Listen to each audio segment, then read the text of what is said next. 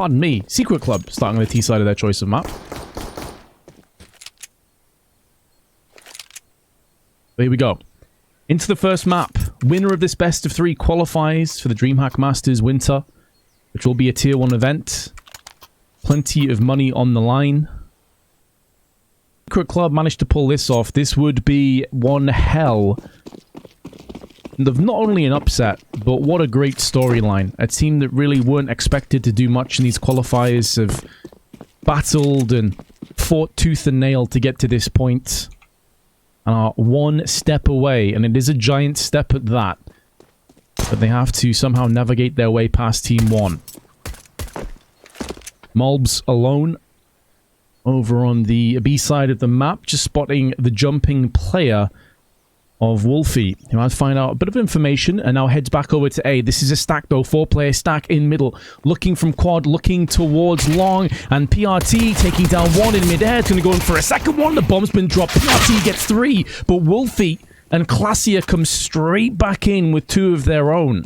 Maluk and Mulbs have it all to do, trying to deal with the oncoming T's, deny the bomb plant. And you can see that Classier was all alone. Wolfie, that player that was encouraging over on the B side of the map earlier on, is now the last man standing and wasn't there to help his teammate out.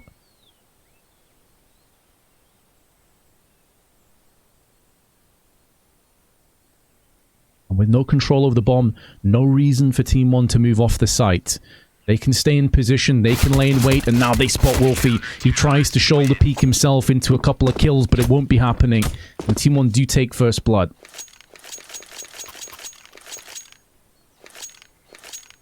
They nearly bypassed perfectly the stack that Team 1 had. They had 2 players long, 2 players short, mainly looking towards middle to try and get this death crossfire established, and nearly pulled it off. But PRT with 3 beautiful headshots. The main difference maker.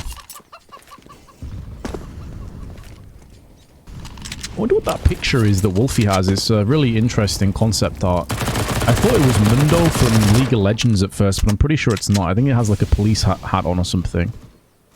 Looks like a zombie. I don't know, maybe some of you guys can help me out with that one. Bomb has been dropped down from Barton with the MP9, and with the drop, he can now get pincered in from Jitter.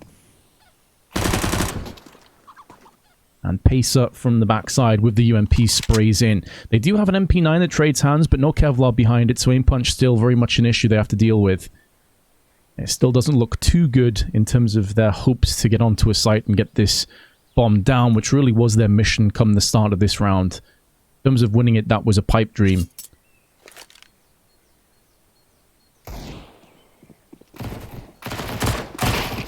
Headshot finished off. Wolfie goes down. That is the MP9 that goes with him. They can retrieve the gun, but maybe Deagles is going to be a better option with the one-tap ability. MP9 needs multiple bullets, whereas the Deagle affords you the chance at the quick running one-tap. Luke stops Wraith. Or Wrath, pardon me. There is no I in that, so I'm going to go with Wrath. And again, I don't really know too much about Secret Club, I've got to be honest. So if I do pronounce some of their names wrong, I do apologize for that. No disrespect meant. I just haven't seen these guys before, if I'm being real with you. Not going to pretend that I have. Magisk, thank you for the follow with Daniel, Piri, Yuka, and Madrado. Cheers, guys.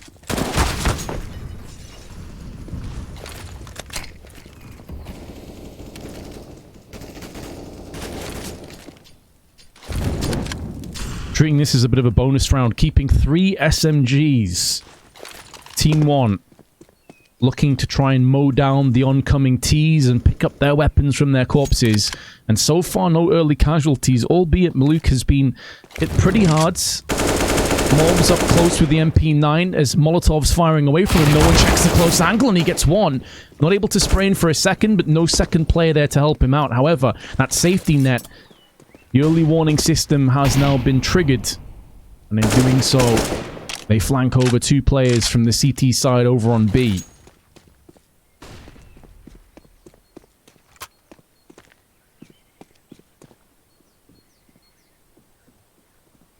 No, this is PRT. This isn't Peter or PTR. Don't get them mixed up. This is PRT. He is Brazilian. He is not American.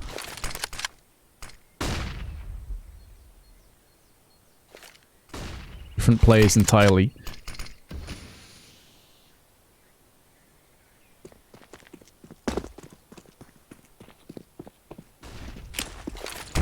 Oh, that flashback bang does get blocked. It's not really going to be useful anyway, as all of the T's are now funneling their way over on the A side. It was a misread, a miscall, but Barton can still dig them out of this. Only 13 seconds to go. The flashes come in. He just needs to stay alive.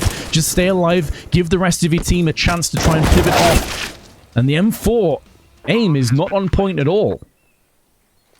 There's a couple of moments in this round, honestly, that Team 1 probably should have had this. Barton could have got a frag on the cross, and then the two players that were on arches could have both got themselves kills. As it stands, Barton's still alive, now has an AK to his hands and a kit. Still full HP. Let's have a look from his perspective.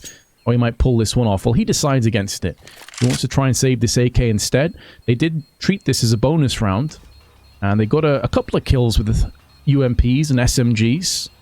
They can buy again in the next round, but it does need them to save one. You can see Pace's money is in the bin, so he'll need a drop. Barton can maybe drop him across like an SMG or maybe even a FAMAS. That's basically it, though.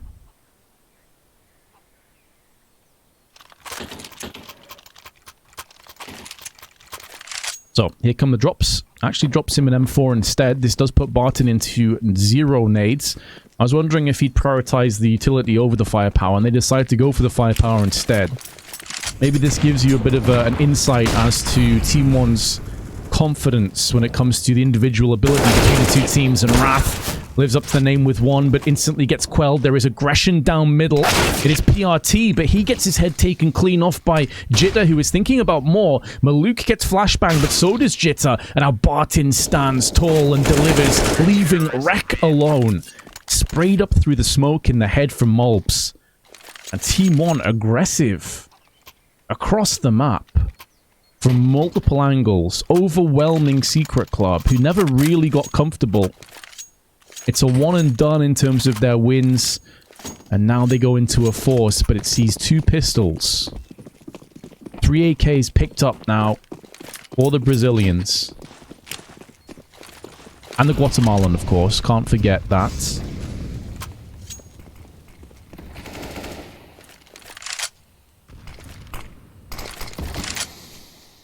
Oh, that's a big nade. That's a juicy nade. Maluk may think about spraying behind that now that nades are being put down. But strangely enough, even with a lack of firepower and plenty of damage being inflicted to the oncoming teams, they're actually ahead in terms of these trades. A 3v3 falls upon us. Good flashbangs tossed in. Pacer goes in for another one, and now Jitter needs to stand tall in the back of the side. It comes down to the 1v1, and the T's have done it with 2 pistols and 3 assault rifles. A grenade from the heavens that smites down on middle. They still somehow bypass all of those obstacles and take the round and make it theirs. And now Team 1, their economy's in the dumps. They have to force buy.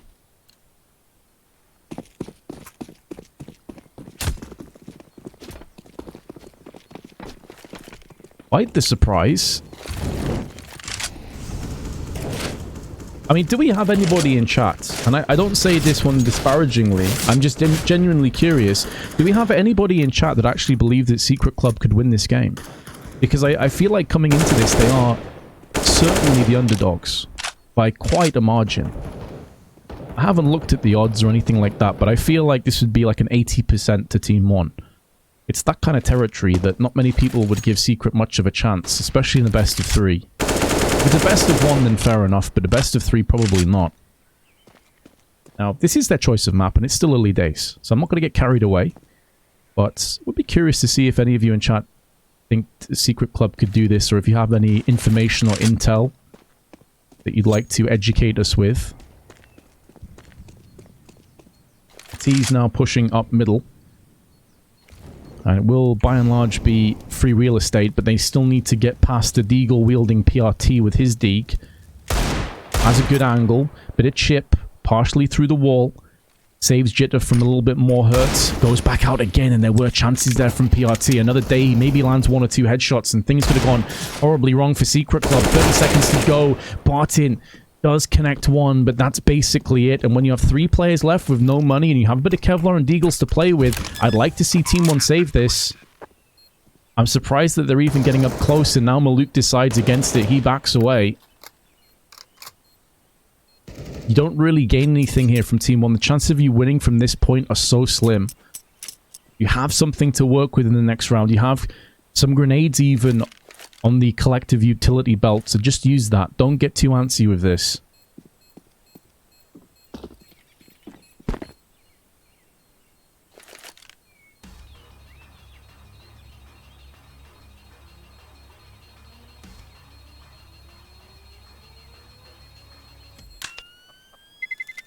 You weren't even born when Hybrid Theory came out? I'm trying to remember what year that came out. Was that like 97? I want to say it was like the end of the 90s, maybe even early 2000s actually.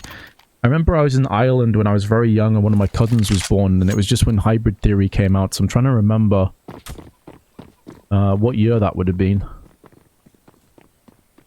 I think it's at least 20 years old, right?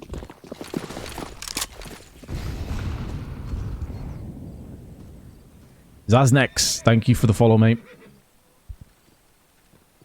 So with the saved Deagles, Kevlars, and all that good stuff, they actually post up all 3 of those players over on B again. I like this. The only thing I'm a bit surprised by is I don't stack all 5 players here, but maybe the idea is to get aggressive into the apps and fake as if it's a stack on A and try and draw the T's into a B hit. To see if you can spring that trap.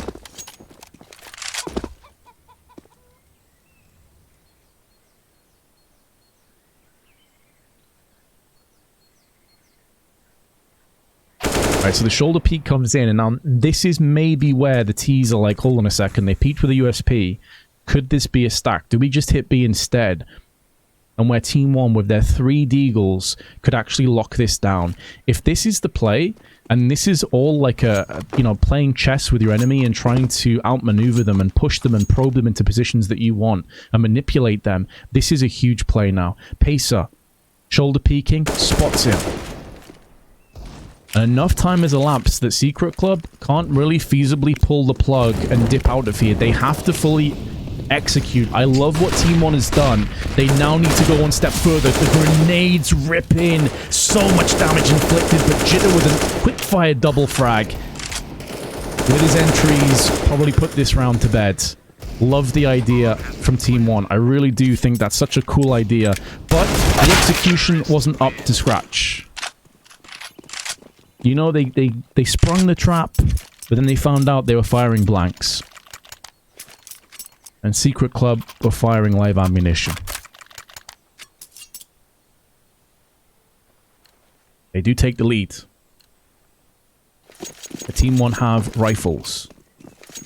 A full buy without any kits, bit of an issue, but what we've seen from Secret Club is some of these rounds they have been getting down to the last 30, 20 seconds before they do decide to execute, so maybe lack of kits won't really be an issue.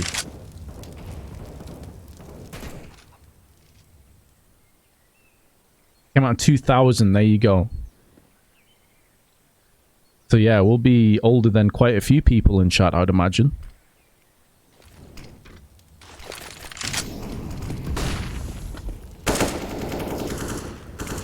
Jitter straight out, gets dinked, gets finished off. PRT holds his ground, falls back to the site now that he's done his job. Don't need to overextend, you know you don't have kits, don't need to lose any lives. Good spray again, PRT's on point.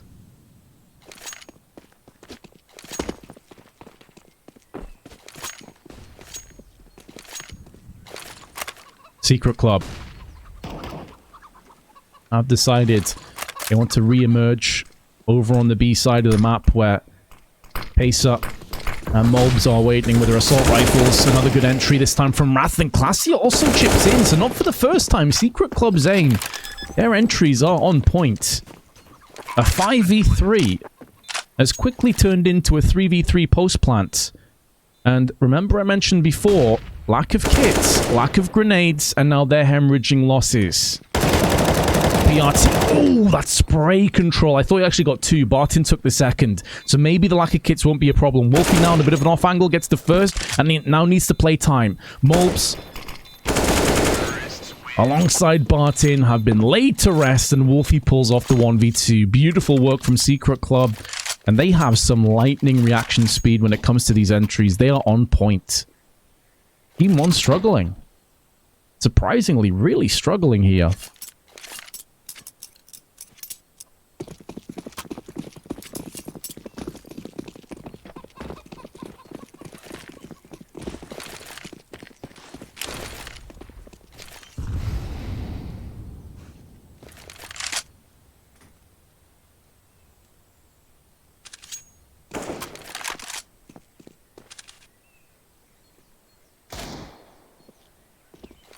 Did it up close. Heard the grenade had been pulled out and was being tossed, and knew that Pacer was vulnerable. He was weakened and he pounced. And with that successful shot, the B side opens up. A kill does come back, and if they can get a second, that's 2 weapons across. I don't think Team 1 go for this. I think they want to hold on to these AKs. That would make far more sense to me. Okay then, they've just caved in the head of Wolfie. Maybe that changes things. Or perhaps it shouldn't have, because Barton's last man standing. This would be a real bit of daylight robbery if they pulled that off. Wasn't to be. They have enough funds to go back for a buy.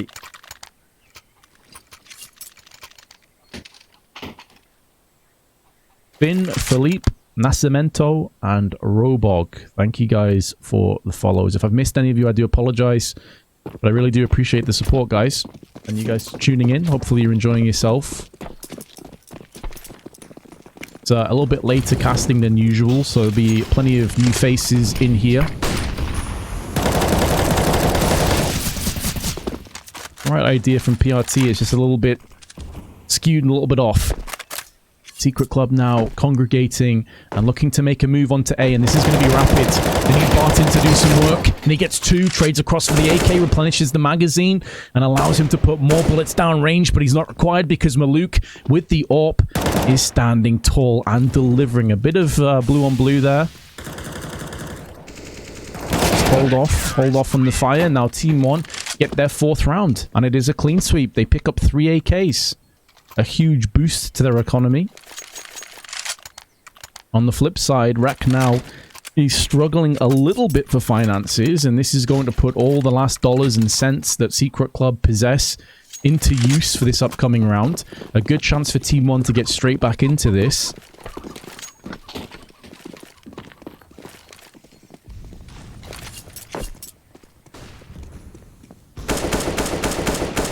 If you'd like to see who picked which maps, guys, exclamation maps in chat.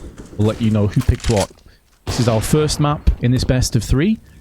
Semi-final matchup between Team 1 and Secret Club. The winner of this does qualify for DreamHack Masters Winter, which obviously is later this year. It's in about a month to a month and a half, I believe. So that's what these 2 teams are playing for. Good entry from Rek. Double grenades. Love this nade stack. And look at that. Carpet bombing Wrath, who could never really get himself into the round. Was just alleviated before he could even really get rolling.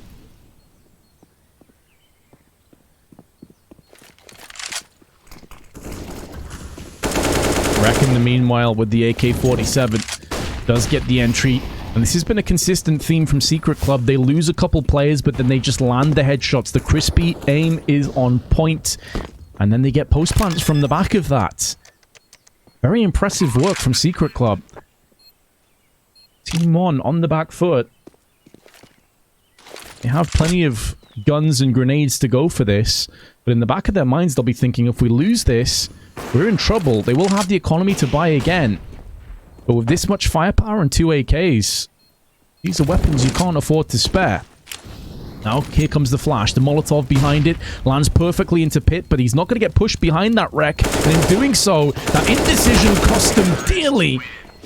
And in this 3v3, it's an incredibly one-sided encounter, and it goes the way of the T's. Now, my only concern for Secret Club is they have been digging themselves out of so many ditches, basically off the back of beautiful entry frags. When the roles are reversed and they're on the CT side, it's going to be a lot harder to just bypass a lot of their issues by blunt force like that. So I wouldn't be surprised if this Inferno was pretty T-sided. It can be a T-sided map anyway. I think a lot of people are still living in the past assuming this is a heavily CT-sided map. I think T-sides absolutely can get a lot of success on this. Beautiful damage through the smoke, mainly from Mobs, and Pacer finishes off Wraith. Additionally though, Wolf got smashed through the smoke. I think he took a headshot. He drops to 10 HP.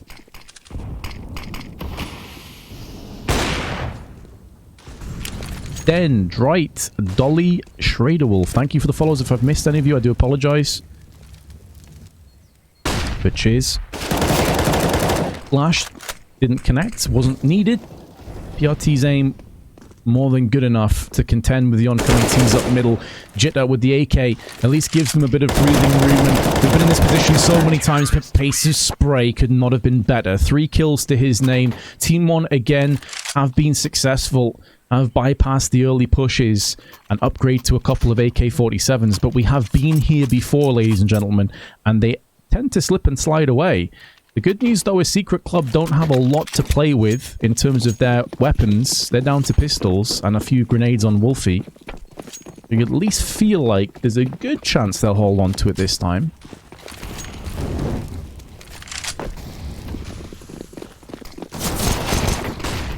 And of course, as I say that, they get an early pick. That's an M4 that trades hands.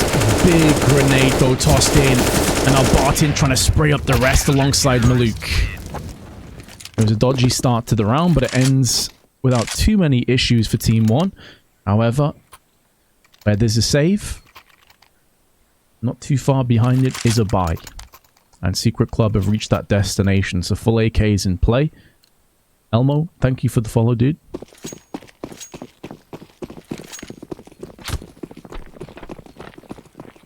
Having Niff flashbacks.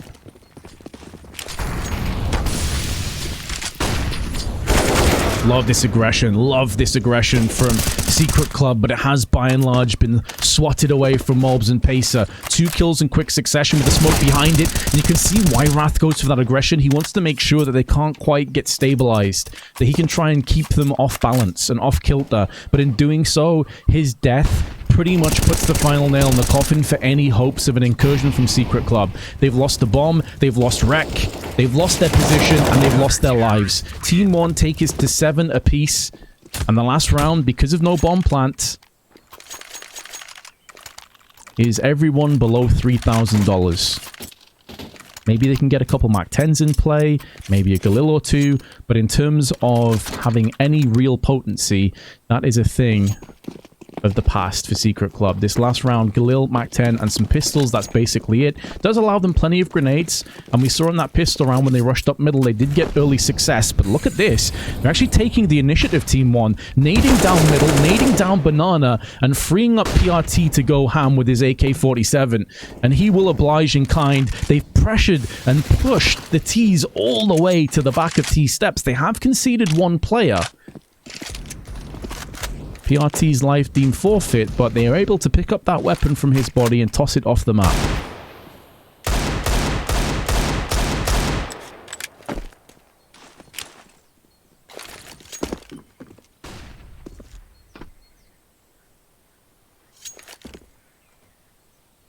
Did I say Wraith? Sorry. It is Wrath. For some reason I keep wanting to say Wraith, probably because of Dead by Daylight.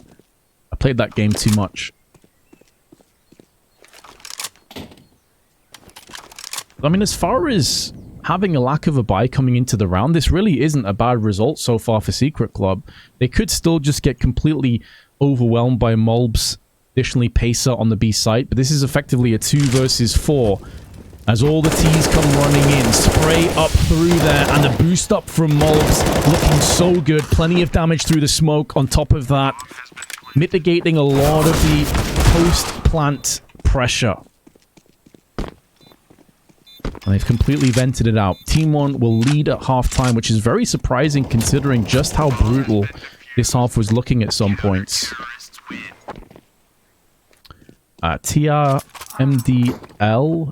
FDL, Erie Vanadium Man, KVN Plays, Caesar, thanks for the follows. Ricky, cheers for the follow as well. Thanks to everyone that's followed. That's just tuning in. How are we doing? I've heard some of you, well, not heard, I've read some of you say about the delay. There's a 150-second delay just to keep the competitive integrity as good as possible. Obviously, you guys would have probably read and seen some of the unfortunate news regarding coaches as of late. So it's just put in there for competitive integrity for those of you that are asking, which I'm completely on board with. Normally, I'd be trying to interact as much as possible with you guys, but it does make it a little bit more difficult when there's 150 seconds. But if you have any questions or really any thoughts, then by all means pop them in chat. And if it's a slow round, I'll look at chat and I'll answer them. Typically the way it works when I do these games. A little bit more laid back.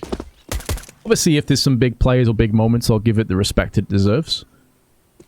Yeah, if we could keep the chat to English, that would be great, guys. It just means that everyone can converse with each other and there's no confusions. Plus, obviously, I'm not saying you guys necessarily would do it, but you do get a lot of racist, homophobic, ridiculous stuff being said in other languages, and I just don't really want it in my chat, to be honest with you. I don't know if there's other language streams out there. I haven't checked, but as long as you guys can just chill, we'll be all good. I do appreciate those of you that are chatting in English. And welcome to any Brazilian fans or Guatemalan fans. Hope you enjoy your stay.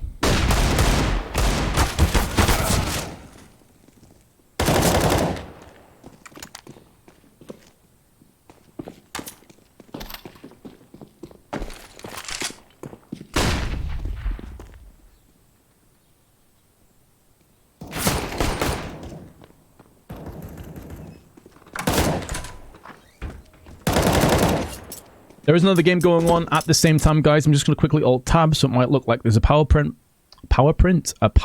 presentation. That's the one I was looking for. Do bear with me a second. So, the other game, we'll see Triumph playing against in the first map. That'll be LaFortune casting that game. So if you do want to hop across and give him some love and watch that matchup, then by all means. Obviously, we'll be taking you through... I say we, it's me. There's a one-man show here. I'll be taking you through the entire best of 3. And this is the final best of 3 of the day. And it will be the final best of 3 of the tournament for one of these teams. Actually, for both the teams. Because one qualifies and one is eliminated. There are no second chances, no second lifelines. So if they are unsuccessful, that's it. They're done. A spot booked in a DreamHack Masters if they are successful. Now, I said this before. I want to just touch on that point again before I forget. Because, you know, I'm old and stuff. But a lot of the success that Secret Club were able to pick up on their T side was off the back of just really, really slick entry frags. And my concern, and it's something that we saw earlier with the Russian, American, Canadians, when they played earlier, is on their T side, they were looking so damn good. So well drilled, so well oiled. It was a case of just freeing themselves up and playing a little bit more loose. But when it came to the CT side, when they couldn't rely on those entry frags, when they couldn't rely on just allowing themselves the luxury to basically do what they want, they did struggle. And I do have a bit of a concern here that Secret Club could be walking into that territory on their CT side, because we know that Team 1, very good T side. Inferno's a map where they can feel very comfortable indeed. But I do worry a little bit. Curious to see if Secret Club go aggressive and try and take fights down banana, down middle, into apps. These are all plays that are certainly available, and we saw some of them when Team 1 were on their CT side of the half. Is this CT-sided or T-sided as a map? What do you think? I honestly think that in CS generally, not even just Inferno specifically, but CS generally, I think has started to go back a bit more balanced, and even in some cases towards the T side. I think Inferno still is slightly CT-sided if we look at the overarching, like, statistics of the map. But not that much, like maybe 8-7, maybe you could push it to 9-6. But I also think that the question is kind of loaded in its very nature, because it always depends on the stylistic clash between the two teams. Some teams are just better on one side. So I don't really look too much into what should be CT or T-sided. And look at this. I was wondering if we saw aggression, and that's exactly what happens. At least Secret Club are keeping to what they're strong at, and that's just these hyper-aggressive plays. Get in the face of the Brazilians, the Guatemalan, make them uncomfortable. Force them to respect you. The downside of that is they have walked into a crossfire, they have walked into the trap, and it gets sprung. And clinically so. Heads removed from shoulders, a 2v4 upon us, and Team 1, a direct path straight across to the B site.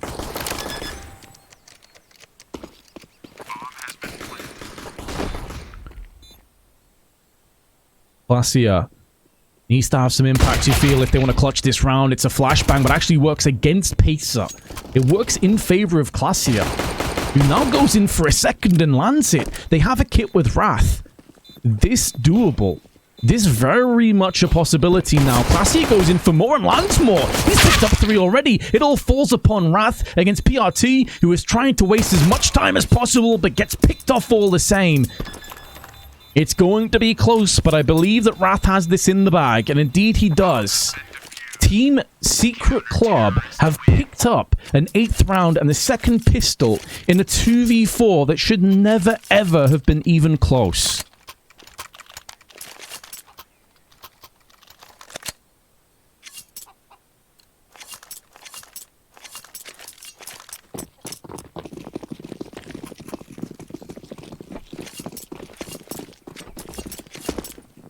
Incredibly rough scenes for Team 1.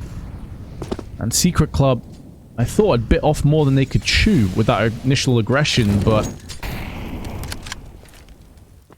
the waves of the round quickly submerged Team 1.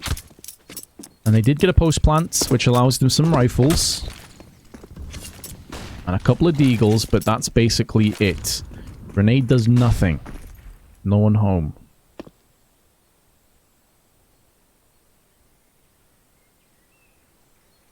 Team 1, potentially waiting to flash their way into top middle. Smoke's now coming over. Secret Club playing a lot more passively though. Flashbang into peak and apps. No one's there. Mob's now making moves up towards short. Looking for an entry and finds it. Wolfie gets domed. And now Mob can change his attentions elsewhere. Good spray into effect. It could be another one. In close proximity is Rek. He's waiting. He got dinked with the MP9. He does strike but instantly quelled.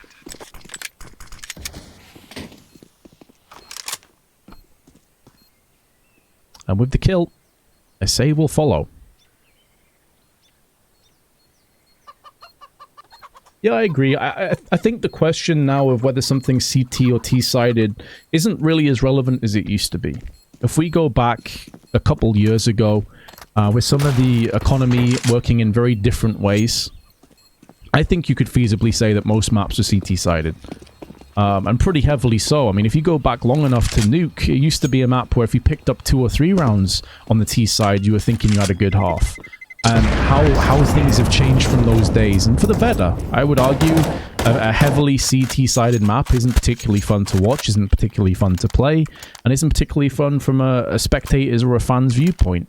Things are much more evenly balanced now, so I don't think that you can ask like overarching questions of is this map more CT or T-sided. You have to ask the finer details of are these teams more CT or T-sided? How do their styles mesh stylistically?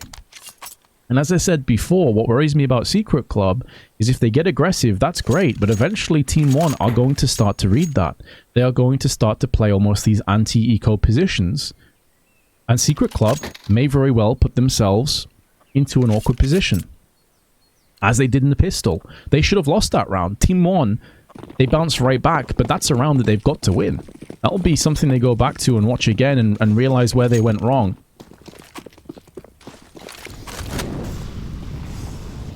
But in many cases, winning the pistol and then conceding the subsequent round is almost the worst case scenario for Secret Club, because if they lose this round, they are going to have no money at all, and Team 1 will be into great shape. The Secret Club walking on eggshells. The floor made of glass. And they daren't make a noise, they daren't make any movements through the smoke, but oh my god, Rek with 3 deagle shots through the smoke. In the blink of an eye, the round comes to an abrupt ending. And Team 1, everything I just said, you can scrap. You can ignore. Because Secret Club have not conceded. They have not broken their economy. They are not in terrible shape any longer. They are looking good. It's Team 1's turn to feel the burn. And they go in for a force. 2 primaries. In fact, 3, pardon me. In fact, 4. They picked up another MAC-10. And the 1 Deagle. Although against Kevlar, MAC-10 is somewhere in that 1.5 range rather than primary or secondary. It's not great against armor, but if you get up close, pack a punch. Flashbangs out. Mob's using one of those MAC-10s, darting through the smoke, and Wolfie didn't really have an opportunity to do much in retaliation. Good nades. Great flick from Mobs into the head of Jitter, who has dropped the bomb out. That's a really awkward position as well. The T's need to get on top of that one. He's ran out of bullets. Pulls out that USP, doing tons of damage, but in the approach, it allows the rest of the CTs to encircle. That bomb drop could not have been worse for Team 1. You saw from Jitter's perspective, just spraying up through the smoke alongside Classier. Now, Maluk should get the drop. He's hearing footsteps in library, so Wrath is a dead man. He just doesn't realize it yet. AK picked up. Classier in the smoke, using it to his advantage. They're watching the cross, and you see from Maluk's positioning, he wasn't sure if that player was maybe balcony, apps, or mini pit, or maybe even the site itself, but it doesn't really matter, because he's dead.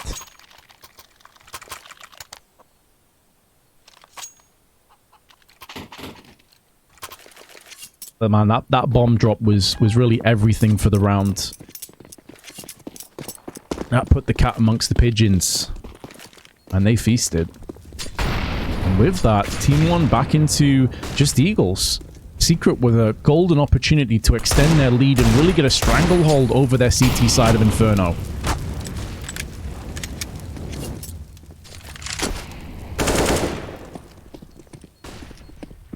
That flashbang does nothing to the 2 CTs perched up on the sandbags, and Wrath spraying in with the AK Jitter through the smoke. That should be a clean sweep. Hard to see how Team 1 really get anything done from this position.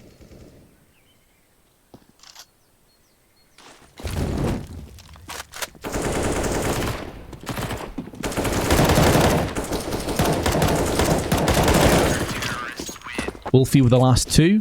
And Secret 11-9 in the lead. Now the Brazilians and Guatemalan will have to dip down to maybe a couple of Galils unless Barton and Pacer don't want any grenades and they want to prioritize the AK instead. In fact, pardon me, it won't be a Galil for Barton. He decides to go for the MAC-10. And considering that they got quite a bit of success with an explosion outside of middle when they got the initial frag, and then obviously they dropped the bomb and we know how that round went, MAC-10 did quite a lot of work for them. Jitter takes an MP9 into this, even though he could have afforded an M4. That's quite surprising. I don't know if that's like a lack of a read as to what's going on right now. If he assumed this was an eco or like a half-buy. But considering that there's quite a lot on the table here, a real chance to keep Team 1 down in the dumps. And a round where maybe you would want an extra rifle or maybe even an AWP.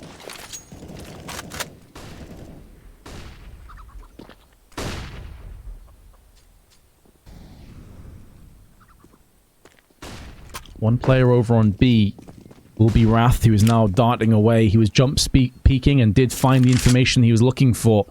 The T's coming in. Flashbang forces Wrath to stay in position. Sprays through. It's not clean though, so eventually he will run out of ammunition, and that will alleviate some of the pressure. It'll allow Team 1 to close the gap and get onto the site, and they've only lost their MAC-10. Now they're spraying up from the boxes, and PRT goes in for a kill onto Wreck. 2 players have been tagged. Maluk is exceptionally low, but there's not really any ordnance to play off. They can't be tossing in incendiaries or HEs to deal with some of these positions. So Team 1 in pretty good position right now to hold this off. The CT's coming in without any grenades, no smokes or flashes. They have smoked off the banana side though, and now Maluk goes in, spraying up through that smoke, takes down one player. There's plenty of damage being inflicted to the rest of them, but now this falls upon Maluk, and Mob shows his hand, and just in the nick of time, taking down 2 players, baiting in shadow for so long. And although Maluk goes down with the ship, it will be to a symphony of victory. He will not care about that. He will care about his economy, though, because it's not great. It's not great for anybody on Team 1. Meanwhile, for Secret Club, they have depleted most of their funds, but it is still enough to get a very solid buy. So coming into this, Team 1 actually have a much worse buy in effect. UMP, MAC-10, 3 Galils, not a single AK in play for the Ts. But they have cut Secret down to size. That was all about baiting the shadow position into play.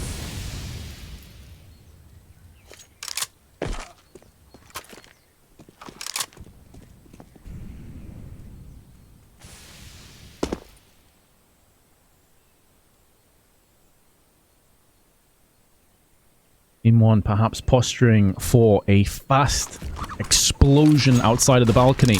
Here comes the flashes towards the pit. There's a second player up. That's Rek. He sprays them in. One's dropped into the mini pit side. The bomb's in a horrible position now, especially considering that PRT is low on 6 HP. Good grenade damage, blocking off the oncoming players, and a Molotov on top of it, leaving Maluk in a 1v4, but he can only get the 1 frag before Wolfie puts him down with the AWP. And Secret Club, pretty comfortable in the end. There's some decent nades tossed in from Team 1, but the positions for Secret Club were perfect.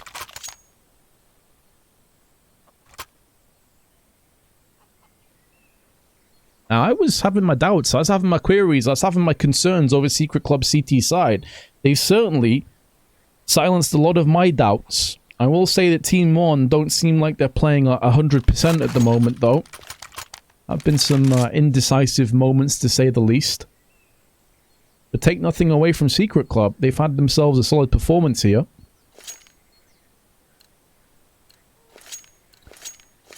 And Team 1 now dropping down to just 1 deagle. That's it. No grenades. It's deagle or die. Oh, Wolfie has been dinked, but it's just a Glock, so 62 HP remains. Grenade into middle, does nothing. Bounces off the wrong side of the wall, and Team 1 hadn't fully committed just yet. I don't understand why these grenades come in, though. You hear Glocks, and you know your AWP has just been headshotted. There is a way that the T's just rush straight up middle, catch you off guard, take some weapons away, and suddenly you're in a terrible spot. Wolfie's been dinked again. How is he still alive on 1 HP?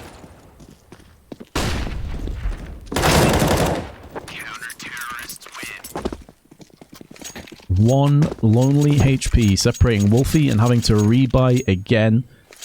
Secret Club 13-10 lead with Team 1 hot on the heels with another full buy. This time it's AKs. It feels like because of how this game has been so topsy-turvy and back and forth, the Team 1 have never really had a great buy on their T side. Like, they've had Galils, they've had AKs, MAC-10s, like pistols. It's one of the first times that we've seen full AKs picked up and a decent amount of grenades. They've lost the first player instantly again. Molbs, quick peek from Wolfie. Op shot. Lays him out, eviscerates him, and potentially the hopes of any more T rounds.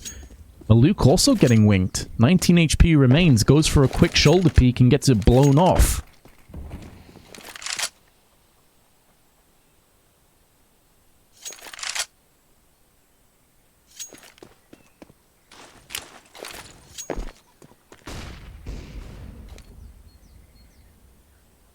Secret Club in an excellent position, only keeping 1 player on B. This is surprising. It is the AWPer, which is fair enough.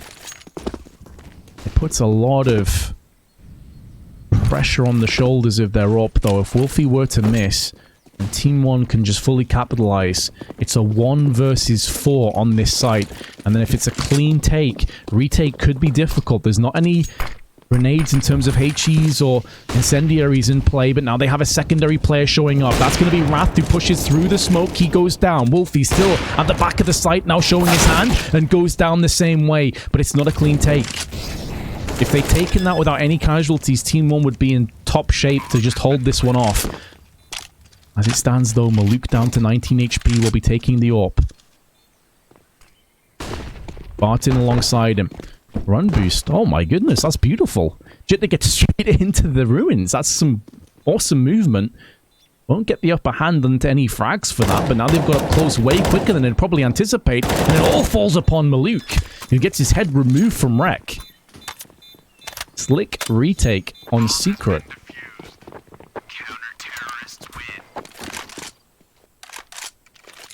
Even though they take that round, though, you can see what I was trying to kind of build up. This potential of the round slipping away from Secret. I mean, if Wolfie at the back of the site doesn't get help from... I think it was Jitter who pushed... Oh, sorry, it was Wrath. It was Wrath who pushed through the smoke. If Wrath goes through the smoke and just dies straight away and Wolfie dies afterwards, that round actually would be a 4v3 in favor of Team 1 post-plant. So they do get the round, but it definitely wasn't convincing. And perhaps that's something that Team 1 can look at. Perhaps that's a little bit of a tell or a read they can make the most of. They are running out of time and finances in order to do it. Wreck is playing close angle alcove. Will be baiting Wolfie into play, but Wolfie gets one. The flashbang is beautiful, and so is the spray. Wreck with two and nearly picks up a third, and now he gets smoked off. He cannot get mollied. He cannot be dealt with unless you go through Wrath and unless you go through Wolfie. PRT knows there's a player in that corner and preempts it, pre-fires it, gets two. But now he still has three more players to find, and the timing could not have been worse. 5 map points to Secret.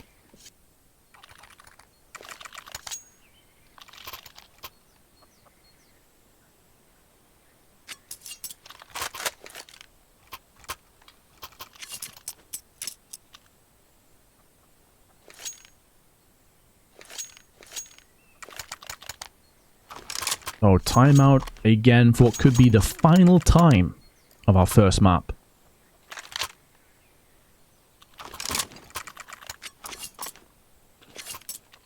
Two Mac 10s. Pacer has enough for Galil. He does pick up the Galil.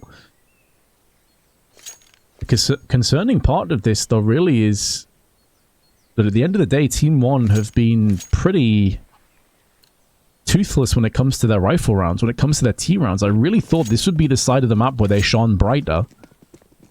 But credit to Secret Club, they have shut down this Team 1 squad significantly.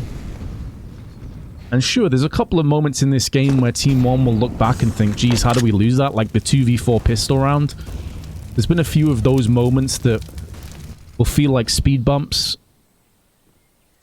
Secret absolutely deserve to be in the lead and deserve to take this map off this performance. Team 1 need to prove to themselves, prove to us that they deserve to still be in this.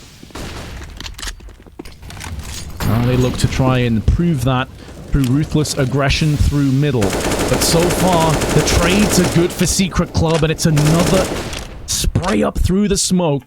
The double spray in play as Barton and Maluk try and go in. All falls upon Barton with the Mac 10. Gets a clean kill and now trades across to the AWP. So maybe there's a way back in, but now he's been tagged. They know he's in mini pit. Good frag. CT needs to make sure they don't peek him one by one. That is how Barton gets back into this. Oh, so close on the no-scope. But get so far. And Secret pick up the first map in this best of 3, much to the surprise of myself and I'm sure a lot of you in chat. Great job. It was their choice of map. But they pick it up, and they pick it up 16-10. So, if Team 1 want to qualify, if they want to win this semi-final and book their spot in the DreamHack Masters Winter Tournament, they are going to have to do so from behind and win the next 2 maps consecutively. Otherwise, Secret Club will get there ahead of them. Find out if they can on our next map after this break.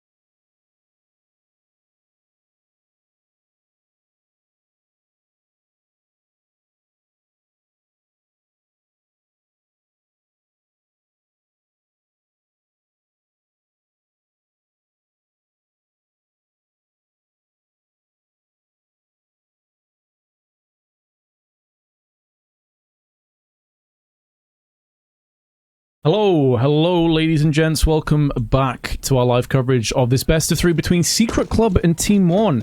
And for some of you tuning in for the first time, you might be a little bit surprised to hear what the current score is. It reads 1-0 to Secret Club. Now, they did win their choice of map on Inferno, so don't get too dismayed just yet. Team 1 on Train are a force to be reckoned with.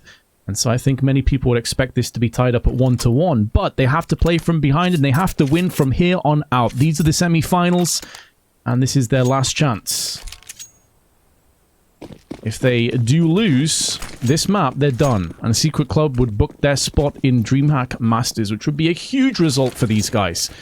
And there's plenty on the line to play for both teams. Team 1, T-side. Aggression to kick things off, and Bardin up close against Rek just takes his head clean off it.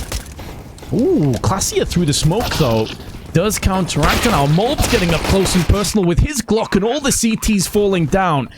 They threw away their T-side pistol round at a 2v4, but it doesn't seem like history will repeat itself, and the lightning shall not strike twice, barring a miraculous clutch from Wolfie with his USP and 4 HP, will not be coming to fruition, and Team 1 do take it. I think it was Freedom of Fire, Chaos Soden. Thank you for the follow as well, by the way, and everyone else that's followed and everyone else that's tuned in. Freedom of Fire by Beer Factory.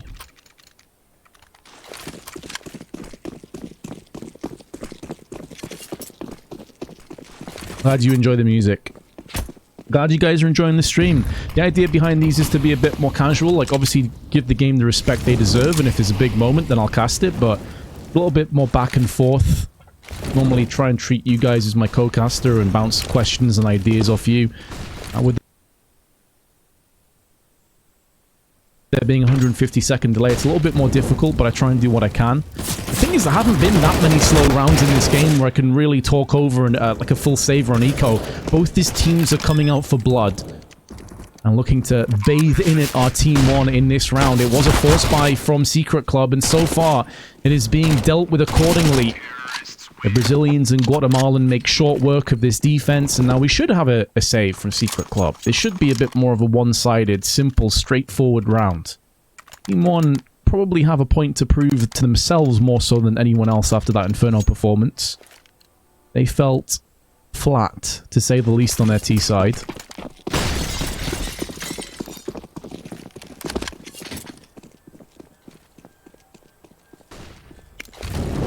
Please tossed to the back of Ivy to stop any aggression from the CTs, and they're basically stacking together on the B side, just clumping together. They have Wrath, who has a Deagle by his side, and there is a Zeus in the hands of Classier. I'm now doubting if I've been saying his name right. It could be CL Asia, right?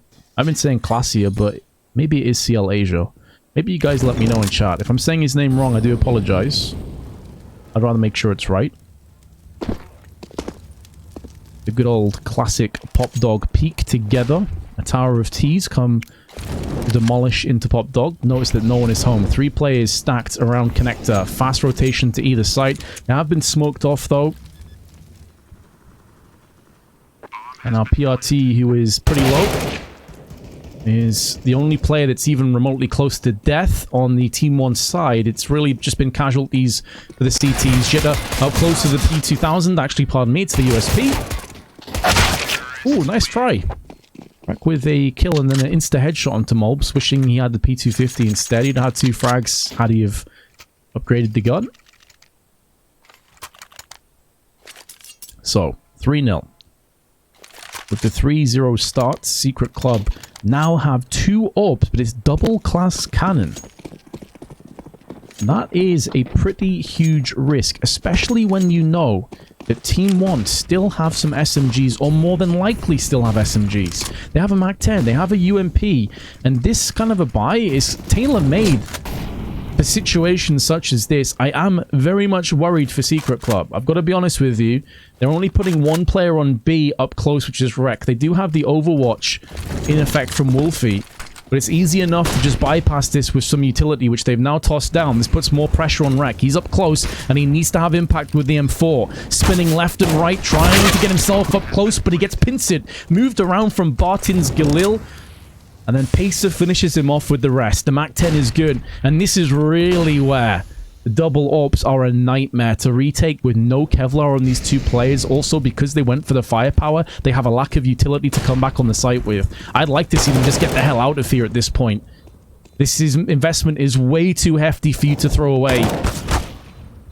Jitta nearly gets picked off, but Wolfie keeps his hands on the AWP, and now that I think Team 1 have realized there's a big investment in play, they can justify getting aggressive and trying to get up close and personal. They got tons of cash to fall back on. After this round, a few players are going to be around the $10,000 mark, so they can throw in a few weapons. Here comes the peek from Molbs, but doesn't connect the dots. So Secret Club successfully maintained both AWPs, which was a huge ask, and one they desperately needed to pick up. And with those saved guns, they can now drop across some weapons and get a full decent buy in effect. But you could see a potential permutation where Team 1 just obliterate Secret Club, take all their guns away from them, the AWPs, and they're into a save now. And it's more aggression, up in your face, action on the A site. We haven't really seen this since the pistol round, and now the rifles and the SMGs can bridge the gap. And the CTs are being dismantled left and right. This is what we were expecting to see on Train. Secret Club wincing in pain and agony as they try and back away with Classier's AWP. And now with that AWP, he has to try and stand his ground, put his feet firmly into the flooring of the box halls. One does come his way, but he will be aggressed on from multiple angles. If it's not Barton that gets him, it could be Molbs, and if not him, there's a rotation coming through with Maluk.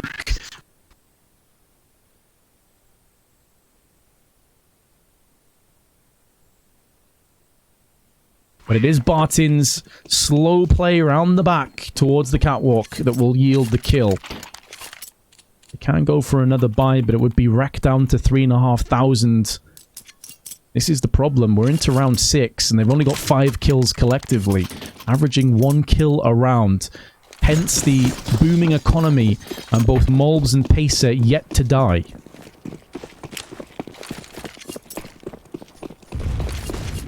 Therein lies the problem when you are this far behind, and you have nowhere to really run. They decide not to fully invest, which I actually respect because they want to prioritize those 2 AWPs again, which kind of writes off this round. Not really expecting to see a great deal from Secret Club. If they couldn't do it with 2 AWPs, what's the chances they do it with Deagles? Probably not very high, right? Bomb has been planted. Does mean, though, that with their patience, double AWPs I'd expect to see in play, and they will have a very healthy dosage of grenades behind them. Love the idea from Rek, he's just slightly off. Gets away with it, though.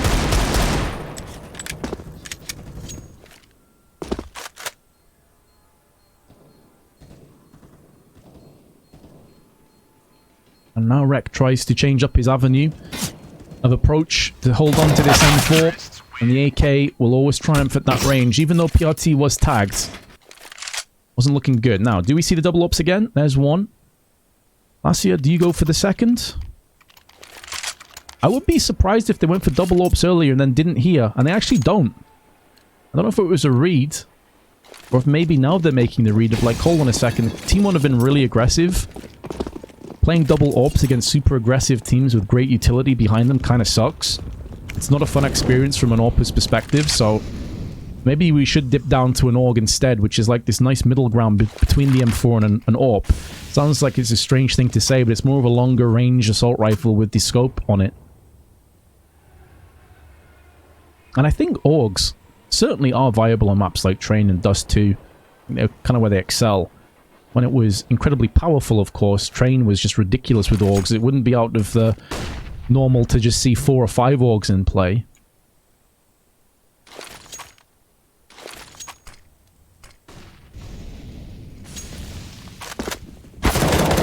More aggression. Rek holds the line for 1, but then he has been dispatched of. Molotov is good. It forces away the CTs, and with another frag, that puts even more of a doubt on how this round will come down. They are trying to charge out Classier.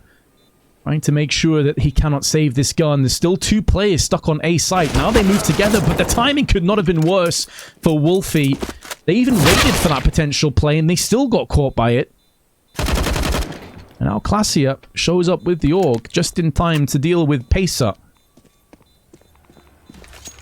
The call would have came through that one of the fallen ops was next to the A site, and that Classier needs to go save it. One of the closest rounds the Secret Club have had, but still doesn't get them across to their first round on train. Which will be a little bit worrisome.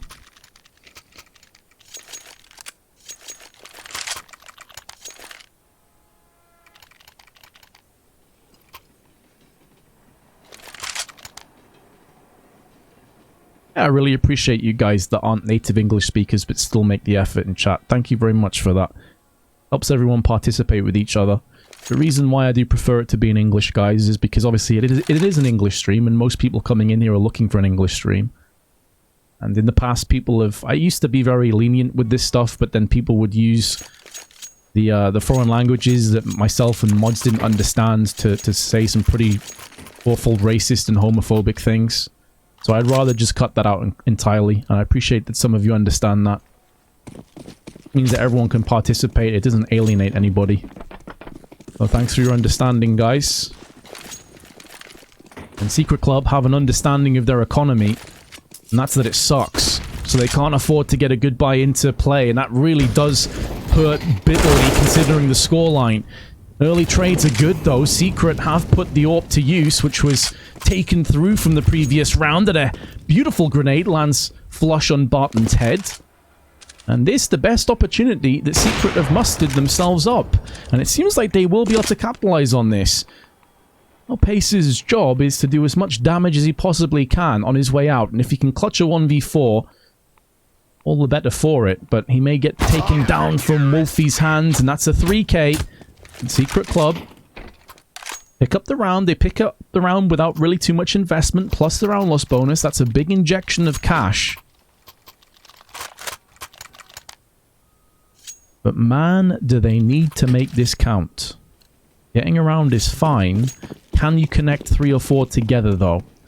Even then, that might not be good enough. You have to be looking at the bigger picture that you can win out from this point, that you can get the next 7 rounds in a row.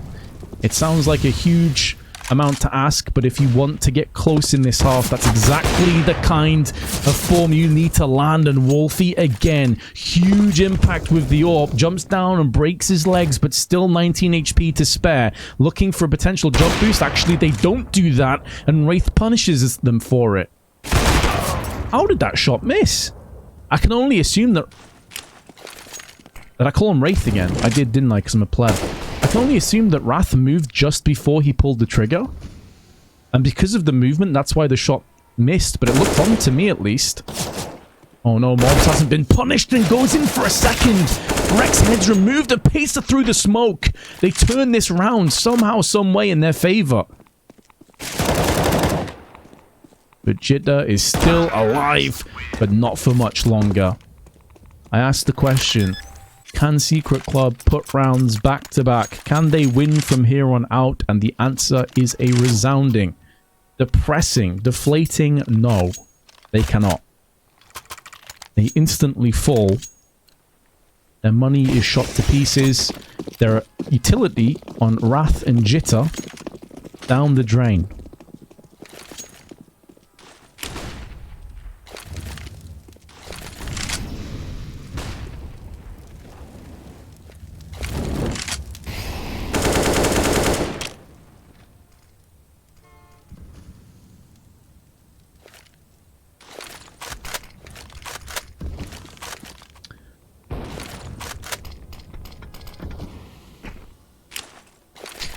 Early grenades not yielding a bunch of damage, and Jitter lucky. Grenade bounced behind him. I thought that was going to absolutely ravage him, but instead he stands up for a couple of kills alongside Wolfie and Classier. Or Classier, pardon me. And with those kills, it's possible that Secret can still turn this around. It's going to have to be a long battle back towards equality. But they're building it up brick by brick. Last year's barrel of the gun was protruding around the corner, and PRT makes the most of that. Now looking for a bit more. It's gone down to a 2-on-1, but PRT knows exactly where Wrath currently resides with his AWP. 40 seconds to play with. Snaking his way around the shadows, sees the head and removes it, but unfortunately switched his weapon just in time to spot Rek peeking him from Pop Dog. But with 4 kills, this buy is going to be incredibly rough.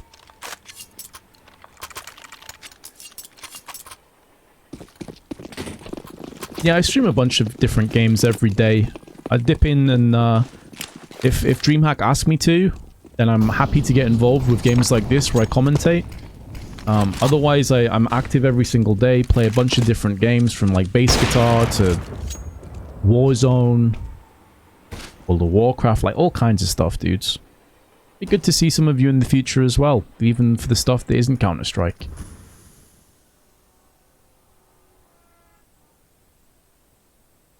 With that being said though, the early stages of this round after a very poor rebuy hasn't really spelled out too much success. Wrath has been sent packing early doors. Not a single point of health has been lost in the process on Team 1.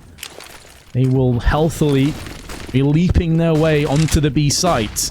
Flash is proceeding to push, and now the Galil starts to rip and tear through as many of the CTs as possible. Molbs has found more, and it could be another one on top of it. This Galil is lighting up the scoreboard. The only thing keeping Jitter alive is that Molbs ran out of ammunition. Using each and every one of those 35 bullets in the magazine.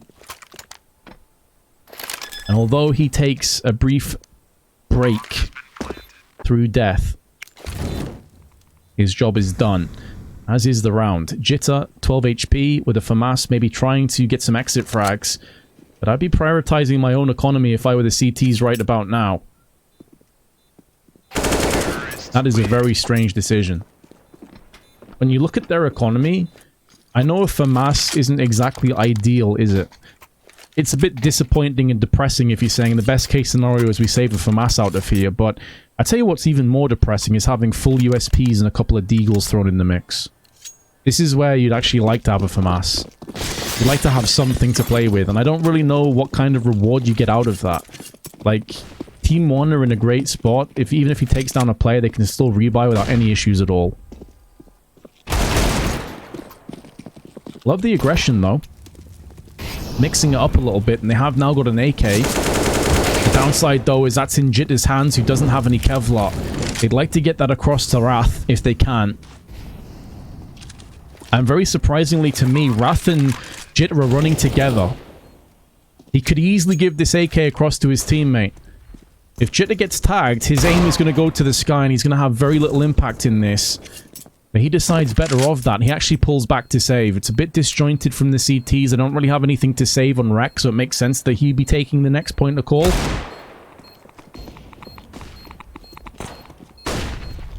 Wrath now going in. Oh my god, they're landing shots thick and fast, and it all falls to Peso, who must be scratching his head like, guys, what the hell just happened?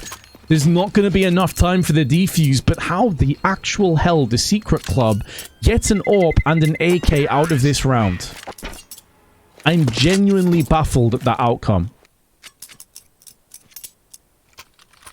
Now, they're still getting clapped, don't get me wrong here. But considering that having an AWP and an AK saved now forced them to get 2 AWPs, buffer up their utility a ton.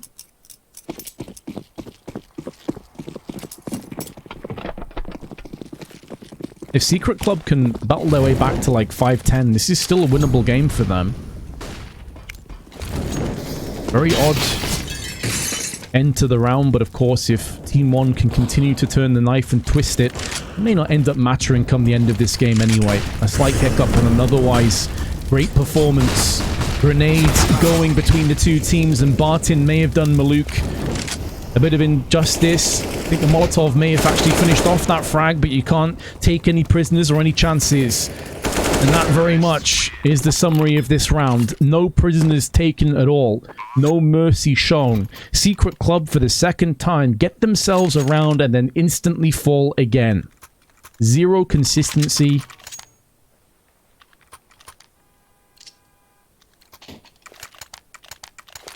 2 MP9s, a scout, and 2 AWPs.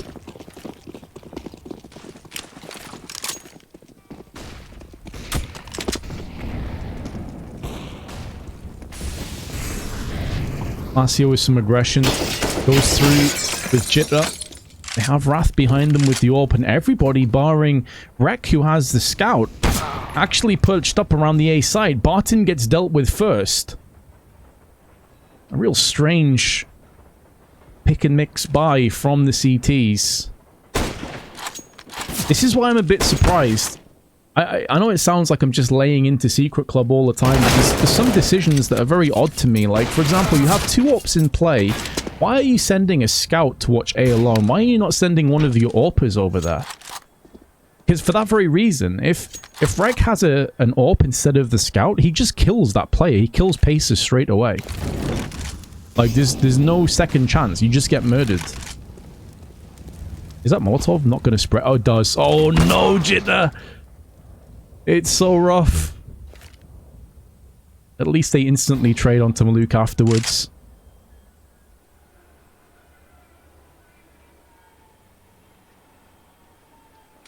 For 35 seconds. Again, it is Rek that is holding B alone with his scout. Pacer already weakened.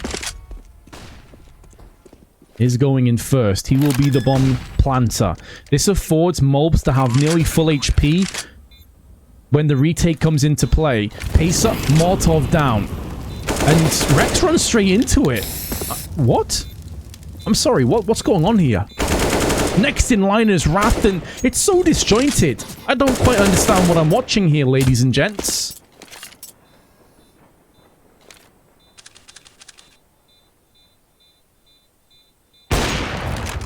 Wolfie doesn't have a kit or any grenades, so he knows that his time is done in this round.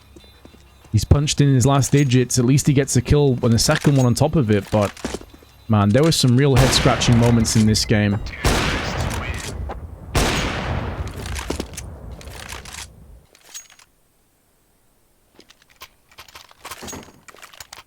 Like, the weird thing is, I understand if Rek wants to get up close with the scout and see if he can get something done, but he does so without anyone else on his team backing him up. Like, typically, if you go for a peek like that, you want somebody else peeking with you, whether it's the same side or a different side. You need to put pressure, and a 2v3 in your favor retake, you have to put pressure on the Ts. And doing that does nothing but just throws away your life. Last round of the half is Wrath straight up. Negev spray into main. And they've done so much damage. You just know a dev somewhere at Valve is loving that. He's loving seeing that suppressing fire. They've tried so hard to get the Negev in play. And now Molly's raining left and right. Secret Club being forced on the back foot. A chance at maybe a third round. I wonder if mentally they've already tapped out of this map. Rek from behind has made his presence very much felt. Pacer planting in the middle of the bomb to keep his options open. He could go up on Catwalk, but he could also play towards the CT side. And the fact that one of these two players was last spotted around main, I think that pretty much answers the question for him. He knows the chances percentage-wise that he gets the win from this position, as opposed to up in box holes where he can get pushed.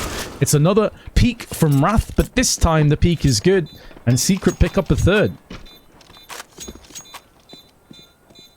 Bomb has been defused.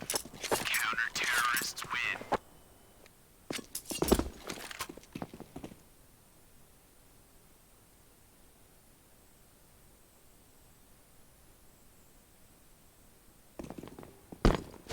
So, 3-12 the score. After Secret pick up the first map, Team 1's response has been pretty straightforward. They're not going to take this lying down.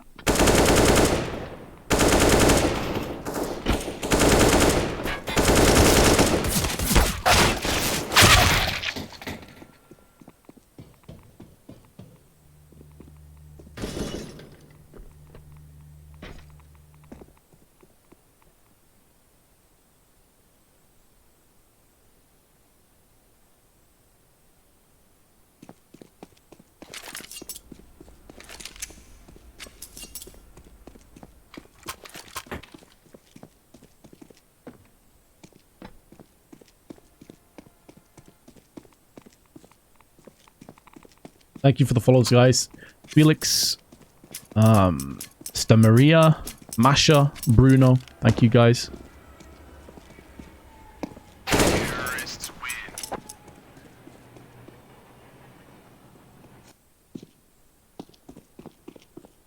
So, the team 1 take the second pistol and take us to Mirage quickly. The 16-3, or Secret Club somehow battle back and potentially even take this to 2-0. I'm going to say it's unlikely the way that that first half went. Umbriel, thank you for the follow.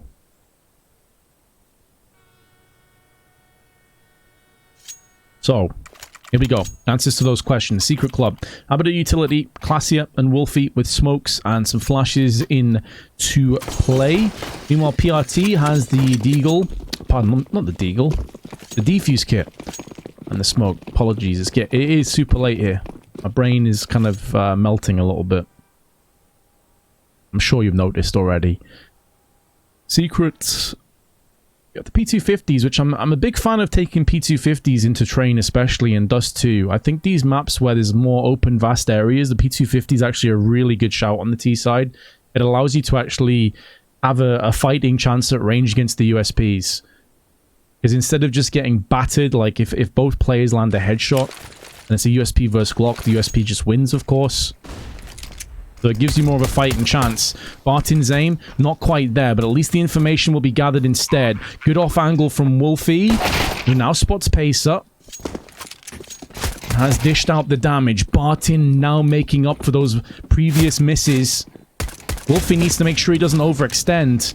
He is trying to draw away the attention from his teammates that are on the site, and now they spring into action. Wolfie from range with a P2000 with 1, and PRT is going for the full diffusion and no smoke.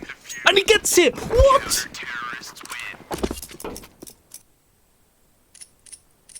I'm out, guys. I'm out. I'm all the way out at this point. How in the actual hell has he got the full diffuse in that smoke? That is outrageous. Secret Club, there were 3 of you around there, Chiefs. How have you let him do that to you? He's done you dirty.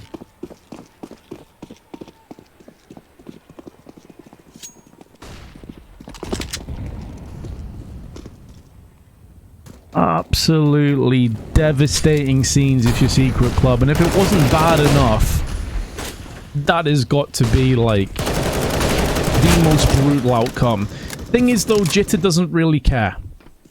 This is the side of Inferno where they impressed me the most on their T side. And, well, straight out into the open they'll come. Nothing too intricate about that. Just entries from Jitter. And Team 1's economy is absolutely in the bin.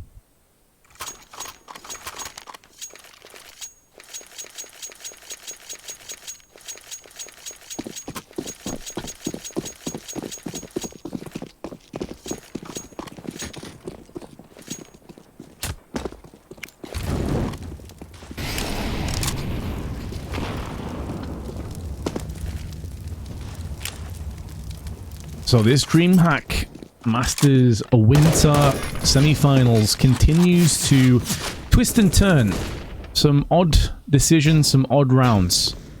And 13-4 the score with Pacer breaking the deadlock early on. Deagle from Pacer looking for more and finds it too with Molbs. 2-on-2. Secret Club still have the advantage in terms of firepower and now manpower on top of it. And spinning around with the Glock is Wrath. That's some solid aim. Dink into body shot into Barton death. Team 1 forced. It didn't work out for them. And so they're back to the drawing board with an eco.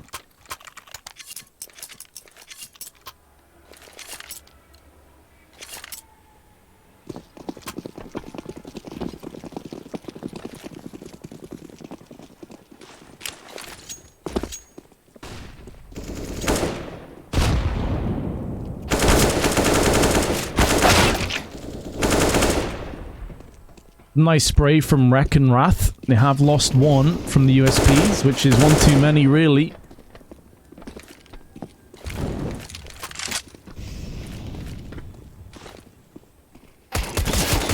Make that 2.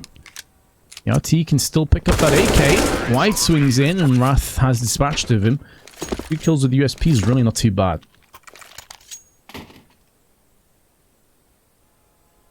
Yeah, it is pretty outrageous that, like, in a second round, after losing and having the bomb defused, like, the terrorists can just come straight back in with 4 Galils. Like, it just seems really unreasonable for the CTs.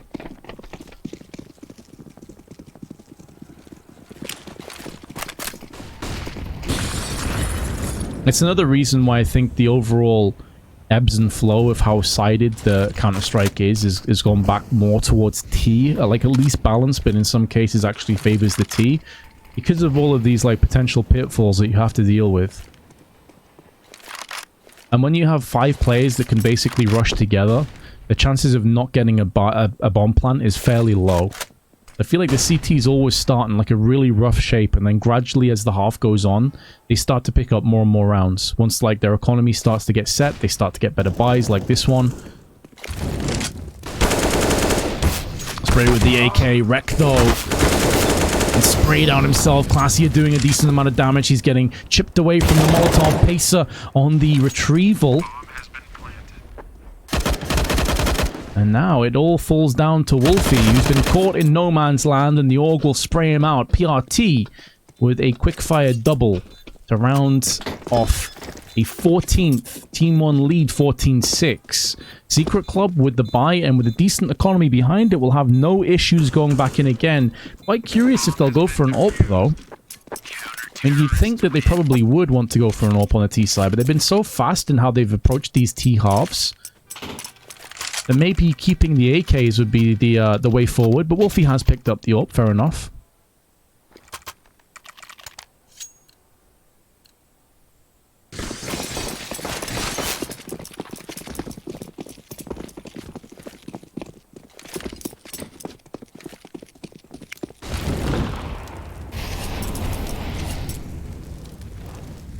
I think the world rankings are all over the place because of the current climate that we're in. It's kind of hard to tell, man, really. I don't want to take anything away from online CS, but I think it's like a very strange, murky area at the moment with world rankings. I mean, the obvious problem with it is like stylistically we don't get to see EU versus NA anymore. Because you can't. There'll be a ping discrepancy between the two, so a lot of regions are isolated to themselves. It's more like incestuous, honestly. Like, it's hard to tell.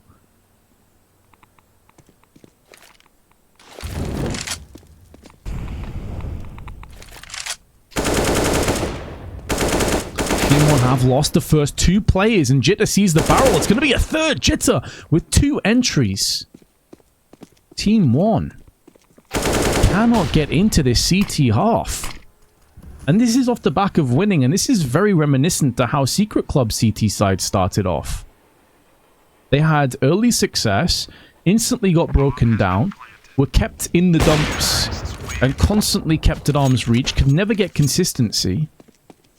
And that is how Team 1 steamrolled them on their T half. It ended 12-3. It seems like we could be having a fairly T-sided train. Team 1 into a position where they can't really justify any kind of investment other than maybe pistols, and that's about it. And even then, it's only 1 Deagle.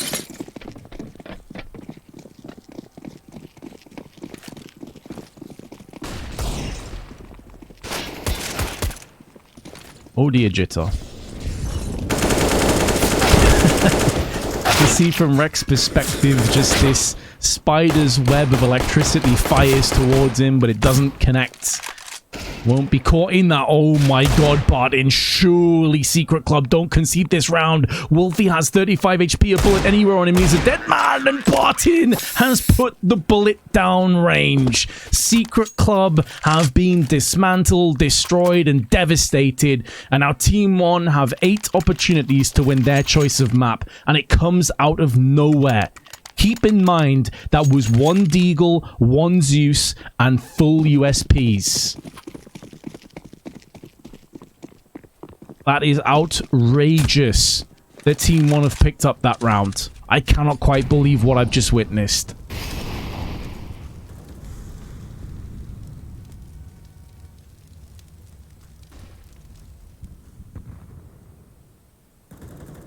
So it's looking pretty damn certain at this point that we are going to have 1-1 coming up, and all of the chips being planted down on Mirage.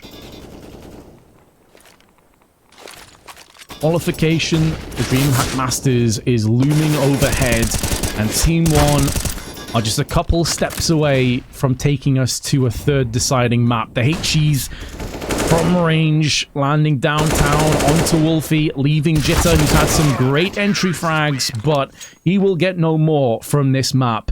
15-7 becomes 16-7, and our first map has suddenly turned into a third. Mirage, last destination of this best of 3. I thought this match would be over pretty quick. But fair play to Secret, they are standing tall and they refuse to go down without a fight. Find out if they can land that last KO haymaker, a wild shot to the dome of Team 1 after this break when we get on to Mirage.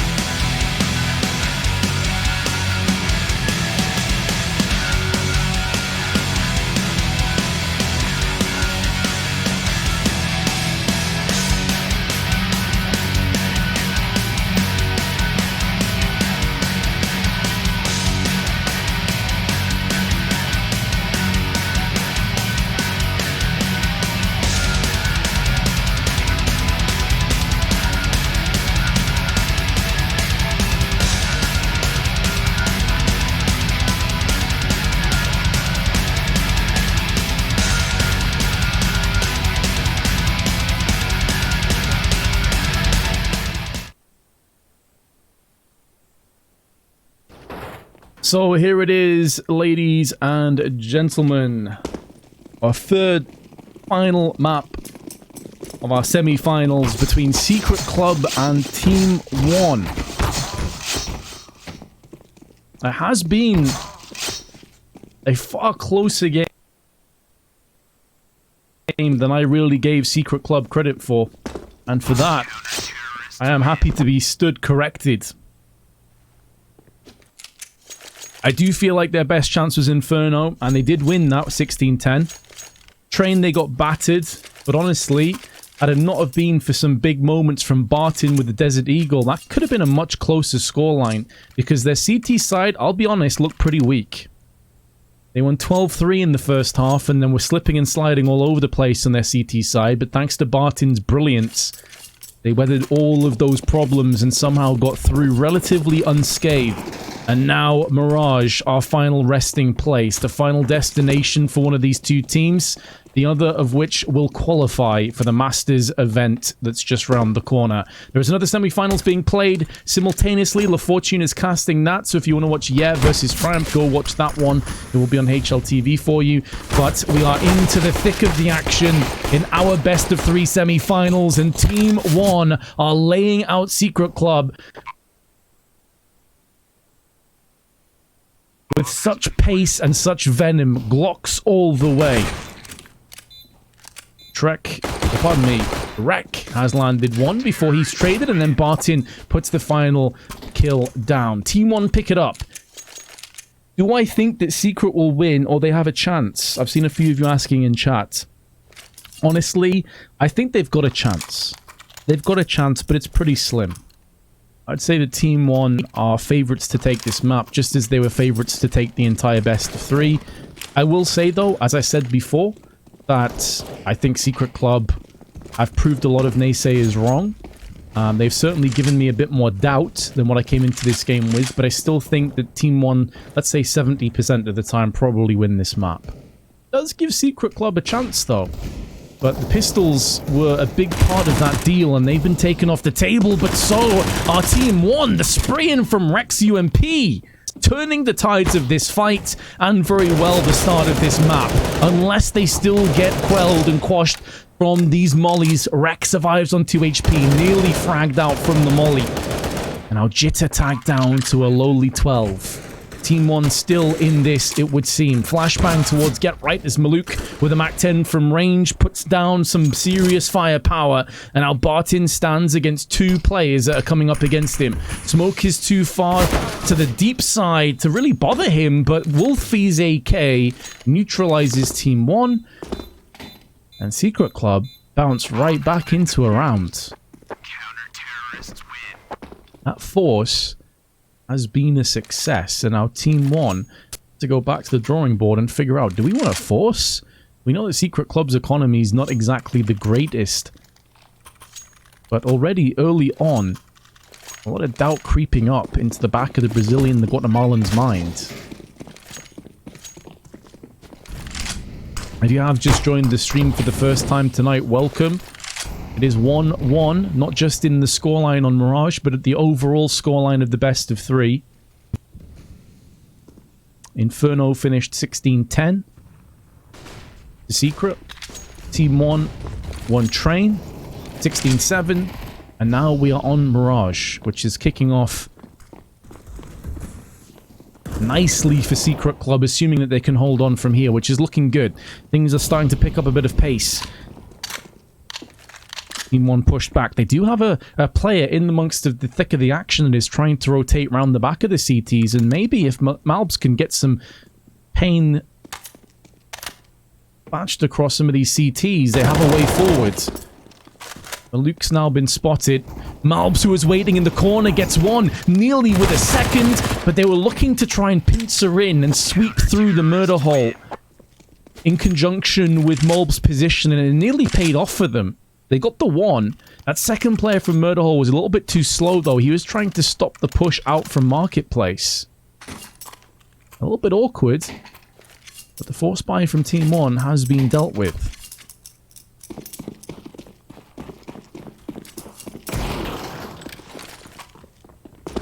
Numerically, Secret Club has better stats. The thing is, though, that I think those stats don't always paint the full picture or give you a full sort of canvas as to what to expect, because I'd imagine that Secret Club are not playing the quality of teams actively that Team 1 will be. I think Team 1 are probably playing like a higher caliber of teams when it comes to their performances. And this basically block round, they've got 2 kills for their troubles, which is pretty solid. Forces a couple of rebuys.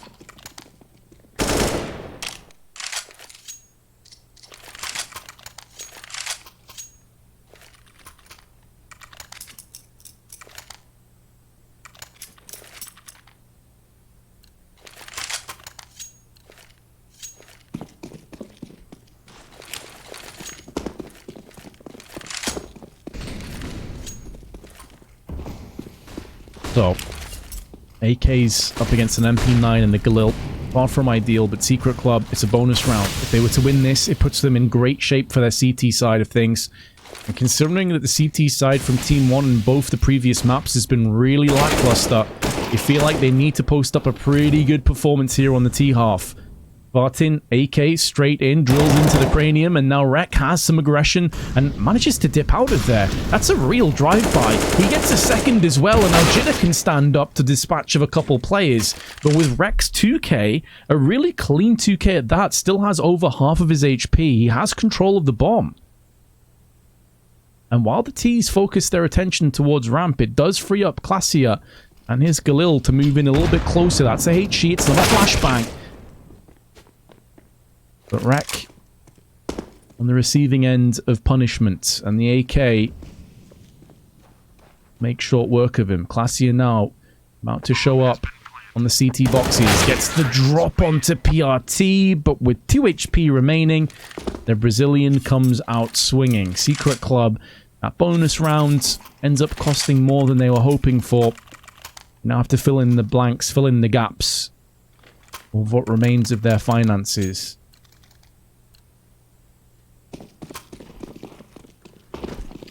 Tamuya plays for contact.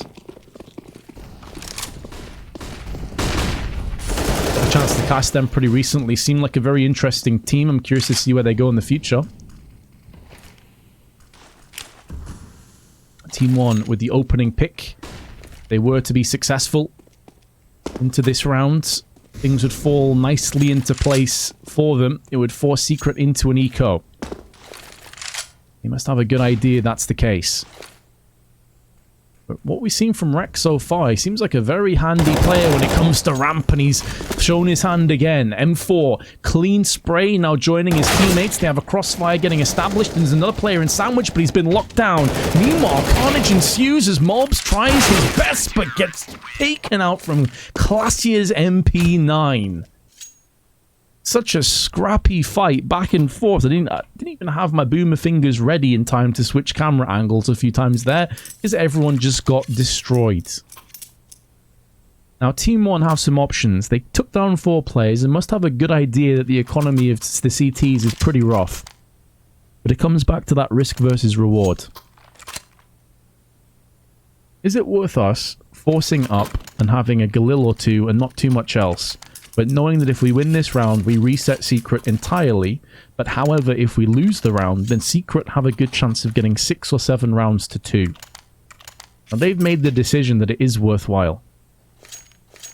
They want to roll the dice. They want to see what happens. The other element of this as well, it does stall Secret from picking up AWPs a bit longer. Which, considering that they've consistently prioritized 1 or even 2 AWPs in previous rounds, I wonder if that's a case of Team 1 playing against their opposition rather than making decisions for themselves. That's a pretty nice way of starting the round, though. If you get gift wrapped 2 free kills in some aggression down in underpass, that's certainly a nice way forward. I'm sure Team 1 are very grateful for those opportunities. Weapons also trading hands. And M4, they've boosted up into window.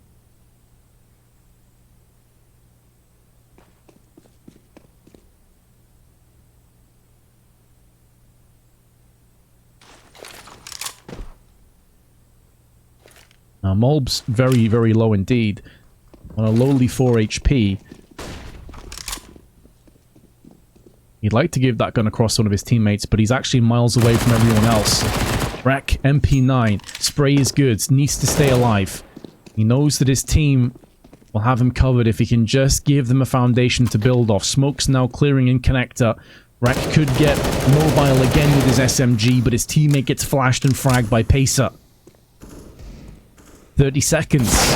The T's need to get a move on. A good headshot from Pacer, but he did receive one in kind. And 3 of the remaining 4 members on both teams are sub 10 HP. And this is going to be almost impossible for Jitter to get his hands on. He's got a kit that's probably baiting him back into this again. There's the first. No idea where the remainders of these T's are. You may have an idea. I think Pacer tossed in a grenade, so maybe he saw the trajectory of that one, but they're peeking it one by one. Now, Maluk is the healthiest member, and it's his. He did have the 100 HP. He sacrificed his teams to the CS gods. His teammates, I should say, to the CS gods. Now, Secret, I'll be hoping that their prayers are answered in this round with some weapons, but nothing is going to fall out the sky. They have to just buy them up themselves. Team 1's risk versus rewards.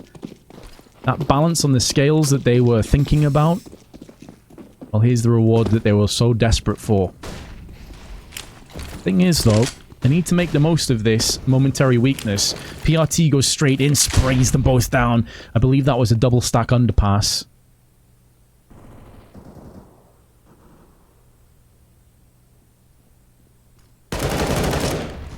Patience for PRT yields a 3rd as he pads his stats nicely.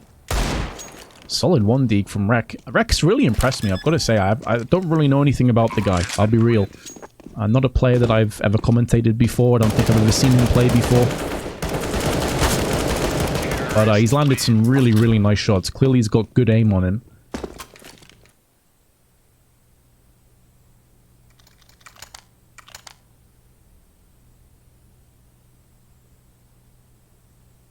And that is somewhat supported by the fact he's 10 and 6. And I think he's consistently been up there on the scoreboard, landing a bunch of impact frags. So certainly a player to watch out for. All even now with Secret Club on the back foot with a save. Just USPs stacking together in window. Out come a swarm of grenades and hoping to maybe land a few speculative headshots through the smoke. Is it plausible you can hold tab? Tell you what, mate, as you asked so kindly. Oh, hold on, I'll do it after this round, because we might see something special if these USPs, like, fully fire off. They do have a firing squad in the window, but I feel like it's about to get crunched. Yep. PRT with 3, and Pacer comes in to help him out. Here's a scoreboard for you. Bang. PRT has 13. Rek has 10. Everyone else not really standing out, but if I look at the ADR counts, PRT 154, Bartin 105, and 114 on Rek. There you have it.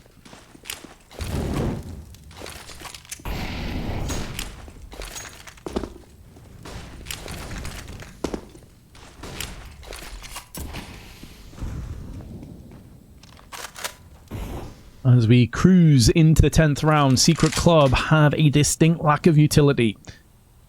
One side of the UI is not like the other. 3 flashes, 2 smokes, no kits, and no HP for Wolfie.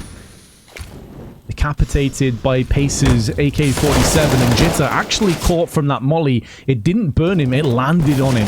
And that sound cue was all that Molbs needed to spray up through the smoke. Very unfortunate timing for Jitter. Off the back of getting a buy. Gotta feel a bit sorry for him, really.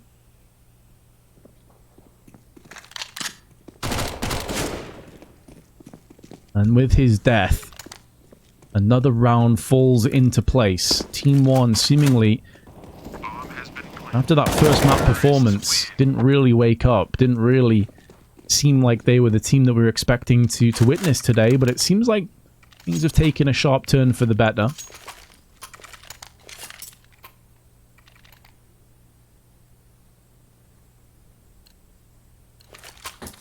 Familiar territory as well. Pistols. This time it's not the full USPs at least.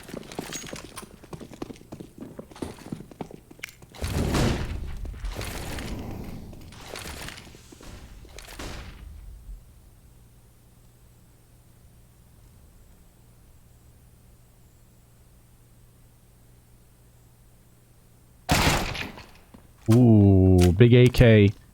Pardon me, M4 has been picked up from the T's.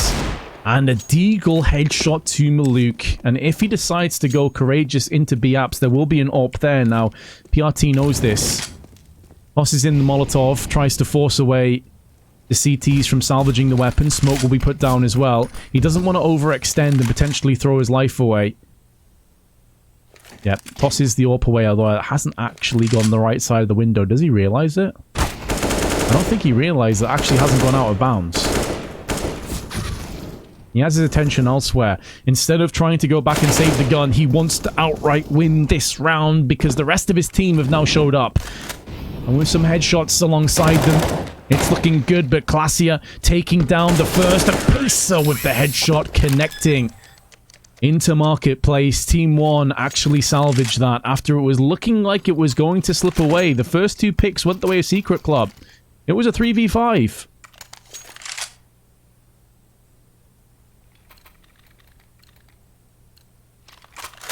Yeah, Mobs is from Guatemala.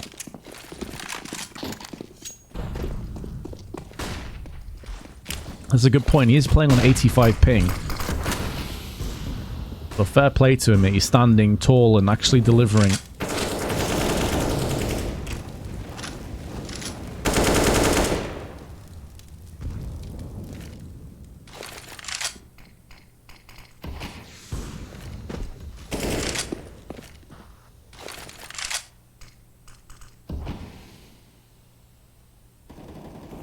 Gotta respect that he's able to perform with such a high ping and doesn't let it bother him too much. Probably used to it as well, I'd imagine. Wrath, M4, up close. There to be counted when it was required. Wrath taking a bit of damage, but now Wreck again, and it's the bomb that drops down with Molbs. There needs to be counteractive kills from Team 1 if they're going to paper over these cracks and these weaknesses. Flashbang doesn't really do anything to deter Wreck. That second one is great, but Barton's not fast enough behind it. Now he shows his hand. What the hell is the player on the toll booth doing?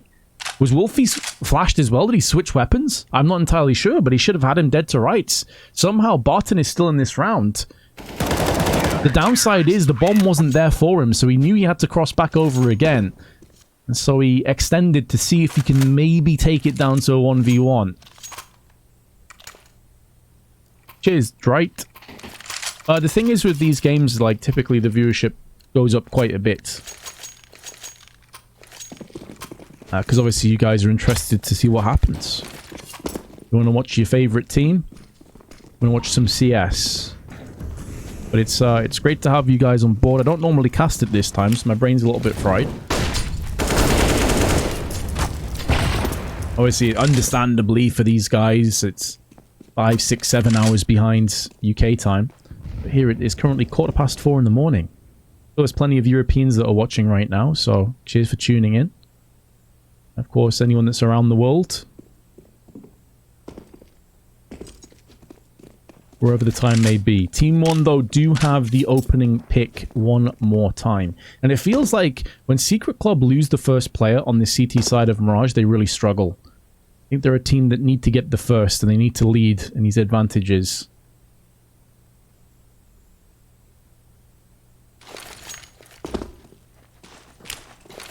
Lining up the set play and the execute as the smokes start to land. The flashbang a little bit too deep to bother PRT, who sprays up through the CT boxes. They're looking for that second player in shadow, but no one actually home. By and large, this site now vacated. Laying vacant, asking to be planted on. Secret Club's economy in the toilet, but so is the overall round count. So they kind of have to go for this, you feel. Flashbang goes in, may not have landed on Wrath, but forces him backwards and forces him to turn his back. And in doing so, they capitalize on him, and then Pisa with another spray kill. This time, it's Jitter. Wolfie's AWP. So incredibly valuable. Secret Club want to make sure they do their best to retain that value come round 14, but it will spell 8-5 as a deficit.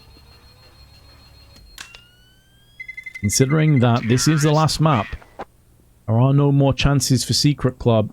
They've got to start to get a stranglehold over this half.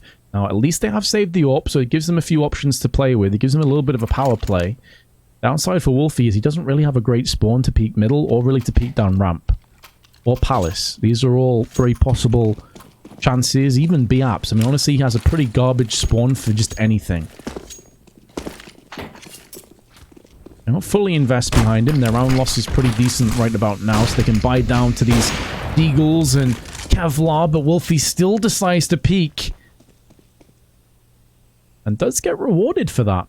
Bit surprised that he did, because his spawn was not ideal for that peak spot. And if a HE or a Molotov is fired towards his direction, he could have actually gone down pretty straightforward. Maluk's about to get shanked, though.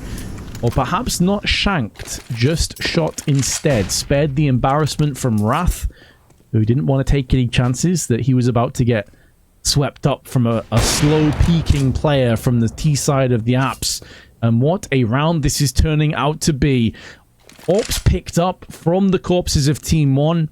One in the hands from Wolfie, the second from Wrath, and they both get 2.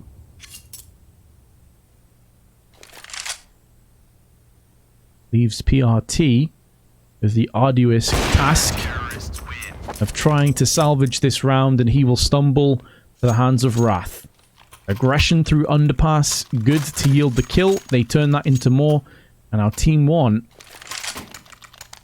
try to extend that lead to 3 one more time come the end of this half. They've had a couple of good T-halves. Again, I think their CT side has really let them down, so I think a Secret can pick up a 7th. They're actually in really good shape. Whilst Mirage is a very different ball game to Train or Inferno. But the pattern that has emerged doesn't necessarily spell too much success. Molly's now flung towards Wrath. He is forced out of position. Wants to make sure that that Molly doesn't extend too much further. Good grenade toss back in, though. Second Molly put into place. Trying to cordon off this area of the map so they can focus their attention into Connector and into Window as well. Also, Molbs has made moves into Ladder Room. You can see that Team 1, by design, have forced and cracked open and crowbarred their way into Connector.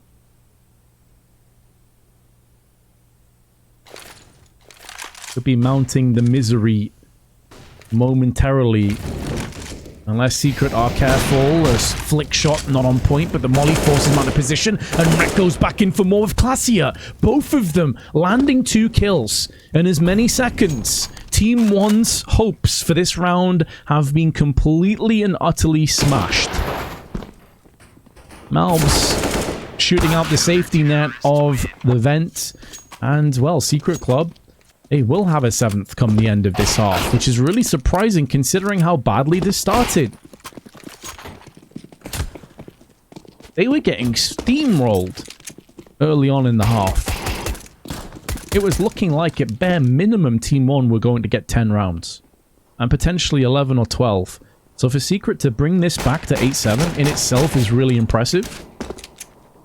And now they're in this game. There's no two ways about it. They win this pistol, they're into great shape.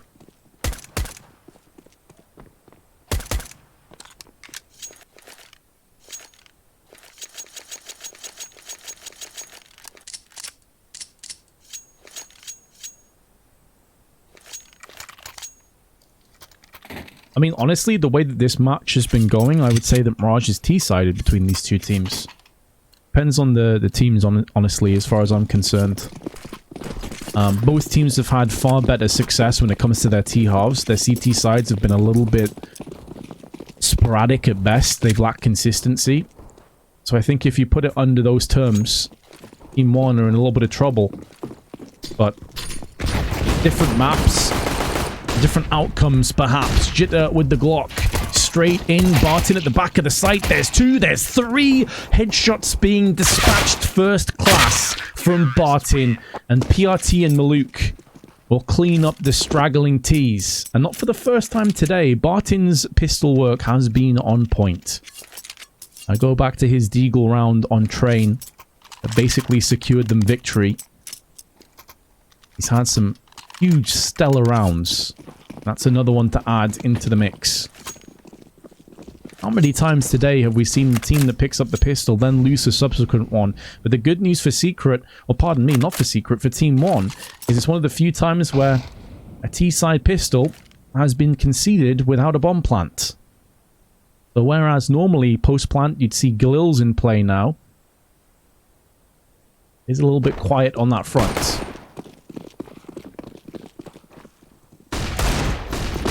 Luke slow peeking window when he saw multiple players pushing through there is not advisable, and he has now given an M4 across to the T's. They take it, they piece out of the window, they go back in again, but Classy has already made moves towards jungle, and it seems like Team 1 may concede yet another round. Post-pistol success. There is a flank in play. That will be from Molbs, who's getting the intel, getting the information, pushing around the back towards middle. He has seen absolutely nobody, not a single soul. And this allows them to put 2 players over on this side of the map, and even Pacer in a position where he can get close enough proximity if he's called upon.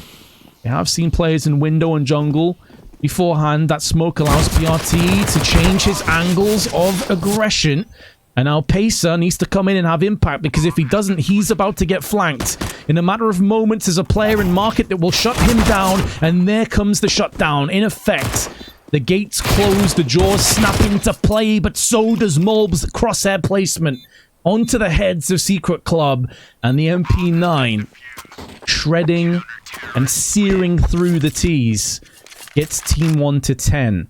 But even without a full Galil purchase, even with Secret on basically nothing, they still take 4 players. And keep in mind, no real investment was forthcoming, so now they fall back onto AKs with full buy, in effect. Full grenades.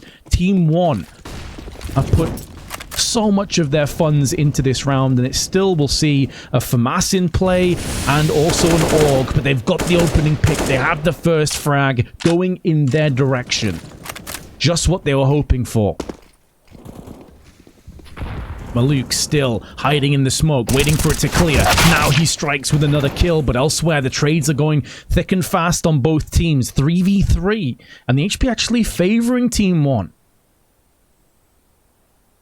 I'll just remind you of the point I raised earlier. Look at the grenade disparity between the 2 teams.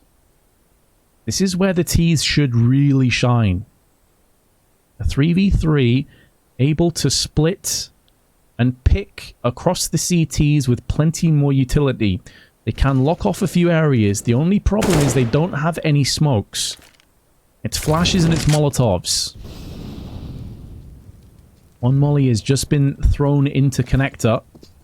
PRT is waiting for that right moment to show his hand, and he does just that. He shoots the AK a bit too far away to salvage, but now he can go back and pick that up, knowing that he's put his team into good shape, and they do deliver. 11-7, and although Secret had Team 1 on the ropes, they have not finished them off, and Team 1 was saved by the bell.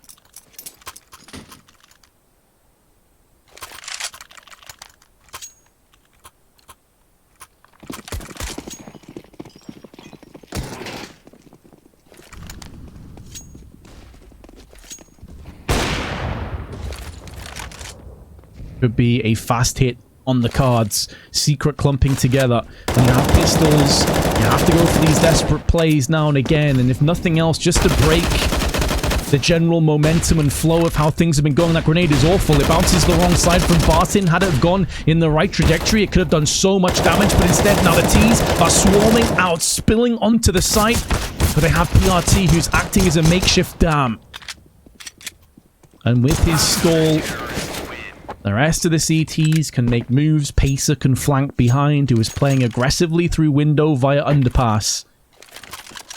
And they do just about navigate themselves away from that fast hit, but it nearly went horribly wrong again. 5-round lead now opening up. Team 1 still haven't really got a stranglehold over their economy. Even with these bunch of rounds that they've picked up, it's been at such great cost that 2 players still well below $1,000, and it's not like the rest of them are swimming in cash either.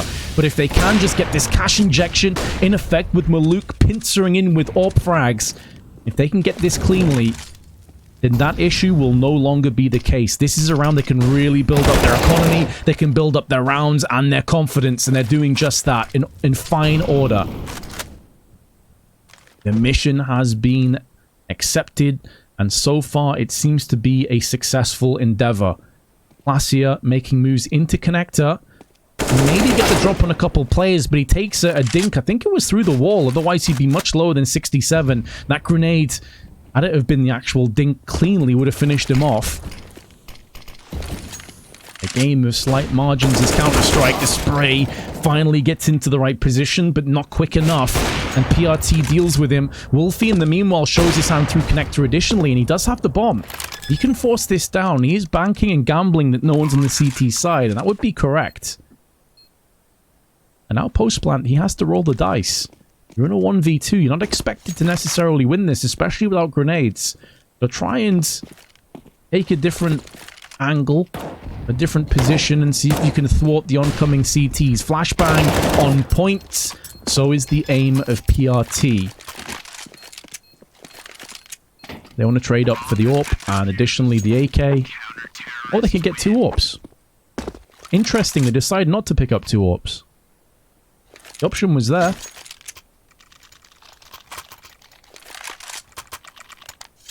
But they also missed out on a... It's like a real nitpick. They missed out on the chance to get an AK-47. You could see that the secondary player... Not sure if it was PRT or not, but he was looking to try and juggle and throw an AWP across to the bomb diffuser. And there was an AK that he could have picked up just behind it. So that is a little bit of a power spike that they missed out on. Deciding not to go for the double AWPs, which is fair enough. I mean, Secret have been really aggressive. And if you're not feeling comfortable with the double AWPs and you're against an aggressive team, like, why the hell would you put yourself in that position? It could do more harm than good. Plenty of nade damage has been done towards Secret on their approach. Lining up with the AK, Wolfie nearly gets 2, but forces the second player away. And now opens up enough area to feasibly go for that plant. The spray is wild, but finally does connect the dots. Secret looking to keep this game going a little bit longer. And a round they desperately needed, and a round they needed to find some success. At the very least, the bare minimum is a bomb plant, and it should be more. That smoke now clearing. As Rek goes out from Sandwich, the call will come through from his teammates. Surely that he's still there. But Team 1 don't care. As I said before, every single round they've picked up has it been at the cost of lives. 2 or 3 players minimum they have lost. And that has put them into a position where they'd love, after having, 4 or 5 rounds in a row, they'd love to be able to just go for that, knowing that they can fall back onto a nice nest egg of like $6,000 or $7,000. But because they've constantly lost 2 or 3 players, they lose. And now, there's maybe even a call for just a full-on save. Mobs down to 1,600. Few players below the $3,000 mark. If they do go for a buy, it is going to be far from ideal. Pacer picks up the M4, so there's a declaration of intent. They are going to go for the buy. But Mob's down to a deagle.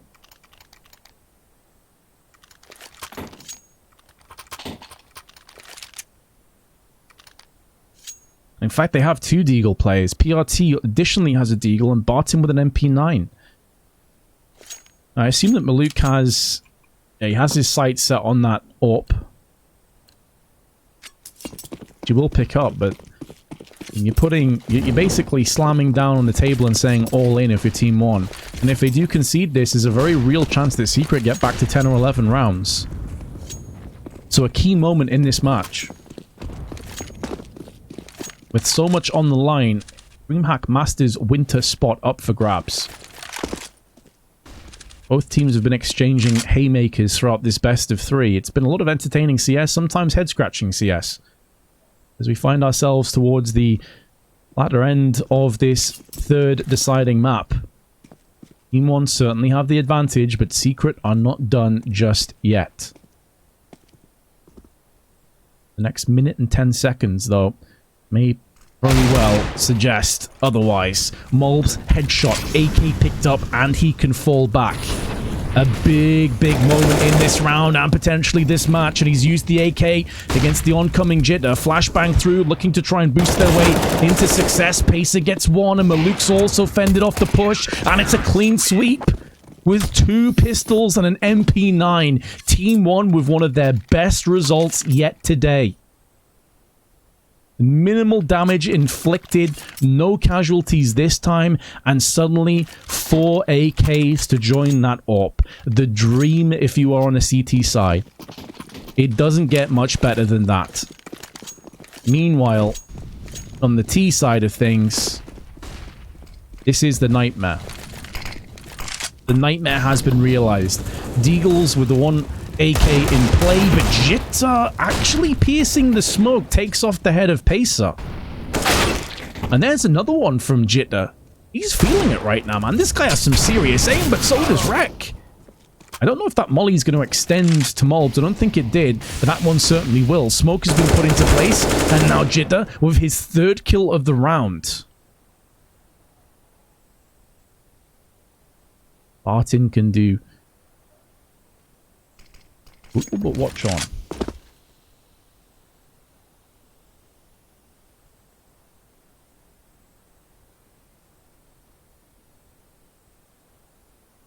Less than a minute to play with. Remainder CT has brought it back into a one-on-one. Plenty of time. Wrath can play the mind games. Barton has no idea where he currently resides. He could be B for all he knows. Obviously, we have the benefit of seeing that Wrath is scurrying his way, now slowly, skulking his way onto the site. Barton is positioning himself very centrally so he can see the rotation to B, but he's also there quick enough, and a bit of an off angle, to maybe catch Wrath unaware, but because Wrath is down to 36 HP, he may feel like he has to go for a desperation play once the remainder CT gets onto the site. He has full utility. 2 flashes, a smoke, a HE. Smoke onto site, flash onto site. Could just hold this down. He's going for the full defusal. There's the flash. There's going to be a full defuse. He's got it done. Underneath the nose of Wrath. To have the audacity to go for the full defuse when so much time is left. And that's the problem. When you have low HP in Wrath's position, a lot of people are going to give him flack for that. Like, why did you not pre-fire? Why did you not face it? When there's that much time left in a smoke, you don't know if Barton's going to tickle the bomb and then try and wide swing you. And you know in a straight up 1v1 fight, you are the massive underdog because of your HP is so low. One bullet anywhere from an AK or an M4 and you're dead. You're done. It's over. So you can understand why he played that one pretty defensively and passively. It's a great play from Barton, and it could be one of the final plays of this best of 3. As Trek entering onto PRT, actually putting Secret into a good position again. What I was talking about before, the CT side of Team 1 throughout today has really not been setting anyone's world alight. That's looked pretty scrappy at times. You have to give credit additionally to Secret Club. Takes 2 to tango and all of that. Molbs gets suppressed, as does the economy of Team 1. Actually, not just one player. This is why they're going for the Force, I think. Because they realize if they were to save, they may very well have to save twice. And that is a situation you simply do not want to be in. Luke and Molbs in no position to really get anything in the next round in terms of weaponry. So they do go for the Force now. They want to try and keep down the T's as best as they can. The first pick goes the way of Classier and Secret. Molly gets extinguished. Now they need a hero if Team 1 are going to pick up this map right here, right now, alongside qualifying for DreamHack Masters. It is going to have to come from something truly miraculous from one of these players. It's not as if they have a ton of weaponry to play with either. The best thing they have is an M4 and a FAMAS. And that FAMAS goes through the smoke and does tag Wrath. Not enough to put him down, but enough to make him grimace and limp and think twice about re-peeking again. Molly's on to B. How Barton has survived that, I'm not entirely sure. He was already low. Now he's down to 7 HP, and he may just try to dip out of there. Again, keep in mind that they just forced into this, so they need to hold on to as many of these weapons as possible.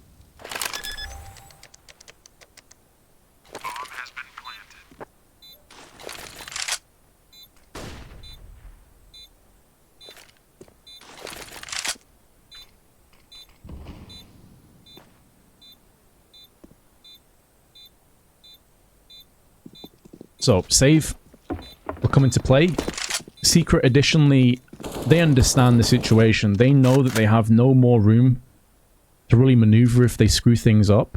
And the last thing they want to do is send an AWP and AKs up against the CTs and potentially gift wrap 2 or 3 AKs.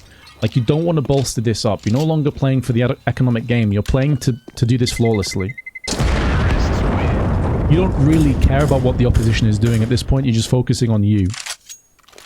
The time of trying to break down the CT economy, the time of trying to, you know, like gradually keep them at arm's reach, that's gone. Now you've got to get up close. You've got to do the dirty boxing. Everything at your disposal. Elbows, knees. Hell, bite them if you have to.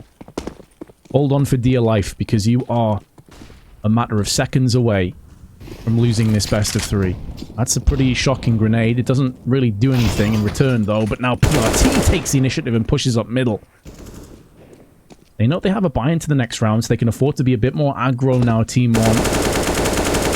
Nice play from Wrath, checking his angles, doing his due diligence.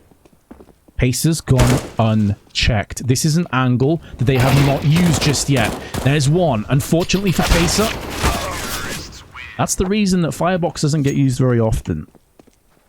It does put you into a corner, quite literally. And after that first pick comes in, what you ideally need is 2 or 3 frags quickly. And if you don't, you're living on borrowed time. As soon as that second player that was behind Tetris basically escaped, that was it. He knew he was done. If he got the second kill, he would have had an AWP to his name, and then maybe things get a bit interesting. 15-11.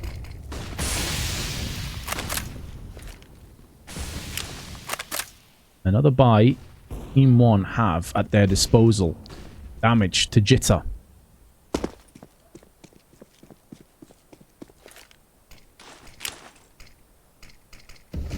Expect to see a pop flash into peak once that smoke goes. Molbs is waiting. There's the pop flash. There's the peak. There's the kill. And now Molbs can pull back, or he can stay in ramp if he so chooses. He was looking to see if there was a re-engage through Palace, which is why he fell back to help his teammate out. Now he knows that's not the case. He goes in to pick up the AK. They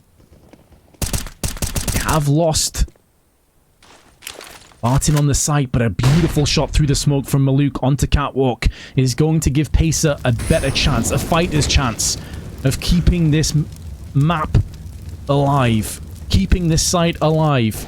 And the T's have been so slow, maybe overly cautious on their approach, and now all the rotations come in. Pace is burning to a crisp. He goes for the wide peak, survives on 5 HP. His toes singed, but he won't care because they've got it done. Team 1 qualify, and they book their spot at the DreamHack Masters Winter Tournament in just over a month and a half's time. Congratulations to Team 1. Commiserations to Secret Club. I will say this game was far closer than I anticipated, and I'm very interested to see what these guys do in the future. A couple players in particular really stood out to me. Rek and Jitter had some beautiful entry frags. Unfortunately, though, when it came to their CT sides, it seemed like it was a little bit too relaxed. That being said, ladies and gents, that's our semi-finals done. And as I said, they've booked their spot at the DreamHack Masters Winter. Now, I'm going to throw this across to the other game that is going on right now. Oh, pardon me, I think it just finished. Yeah, it did. It did just